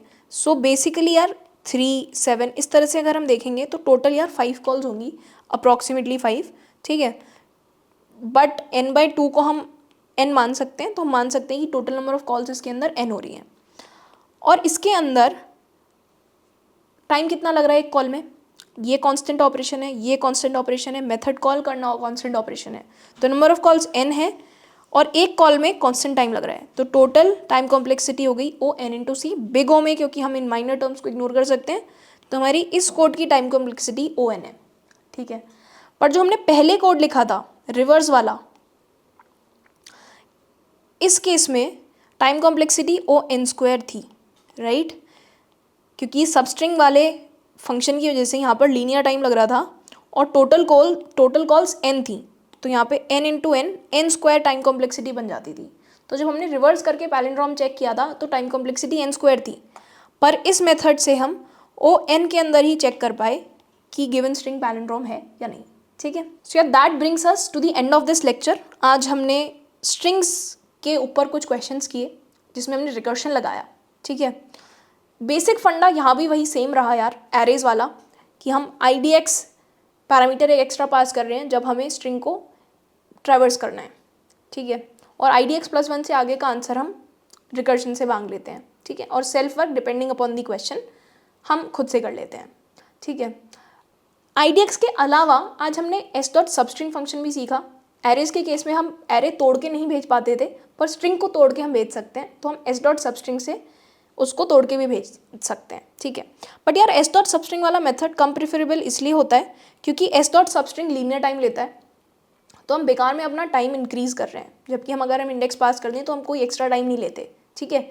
इसलिए IDX वाला मेथड मैंने आपको इसलिए कराया, ठीक है। अगले लेक्चर में यार हम रिकर्शन कंटिन्यू कर रहे होंगे, हम सबसेट्स सबसीक्वेंसेस निकालने के क्वेश्चंस करेंगे, ठीक है, which is actually very important, ठीक है। सो आई होप कि आप फॉलो कर रहे हैं रिकर्शन की पूरी सीरीज़ को, कोई लेक्चर मिस नहीं कर रहे हैं और खुद से भी कोड कर करके देख रहे हैं, ठीक है। एक फॉलोअप क्वेश्चन आज के लिए, ये जो हमने पैलिंड्रोम वाला क्वेश्चन किया था ना यार अभी, ये हमने स्ट्रिंग के लिए किया है। लेट्स से स्ट्रिंग की जगह आपको एक इंटीजर गिवन है 1 2 3 4, आपको ये बताना है कि ये इंटीजर पैलिंड्रोम है या नहीं, ठीक है। सो 1 2 3 4 पैलिंड्रोम नहीं है, पर अगर 2 1 1 2 ये इंटीजर लिख दिया जाए तो ये पैलिंड्रोम है, ठीक है, क्योंकि आगे से भी 2 1 1 2 है, पीछे से भी 2 1 1 2 है। तो स्ट्रिंग के लिए हमने लिख लिया है, आप इंटीजर के लिए आप इसको खुद से लिख के देखो, ठीक है, थोड़ा दिमाग लगाओ कैसे होगा, and I hope you will be able to do it and comment down your solution so that your colleagues, your fellow learners can also see the code, okay. Thank you for watching this video. As a gentle reminder, आप pwskills.com website पे जाके lectures के notes, assignments और upcoming lectures का schedule access कर सकते हैं, and all of this is absolutely free of cost. And I will highly advise कि आप असाइनमेंट्स ज़रूर से सॉल्व करें, लेक्चर्स के वीडियोस तो देखें ही, but it's more important, it's very important, equally important कि आप असाइनमेंट भी सॉल्व करें। आपको कॉन्सेप्ट्स पे बहुत अच्छी ग्रिप और मास्टरी बनेगी अगर आप साथ साथ प्रैक्टिस क्वेश्चंस भी सॉल्व करते रहेंगे। और अगर आपके कोई भी डाउट्स रह जाते हैं असाइनमेंट से रिलेटेड या लेक्चर से रिलेटेड, तो आप डिस्क्रिप्शन में दिए हुए फॉर्म को फिल कर सकते हैं, and we will see the form, and जो भी रेलिवेंट डाउट्स हैं we will pick them up and address them in the upcoming live doubt resolution sessions that we will conduct. So thank you again and happy coding. Bye.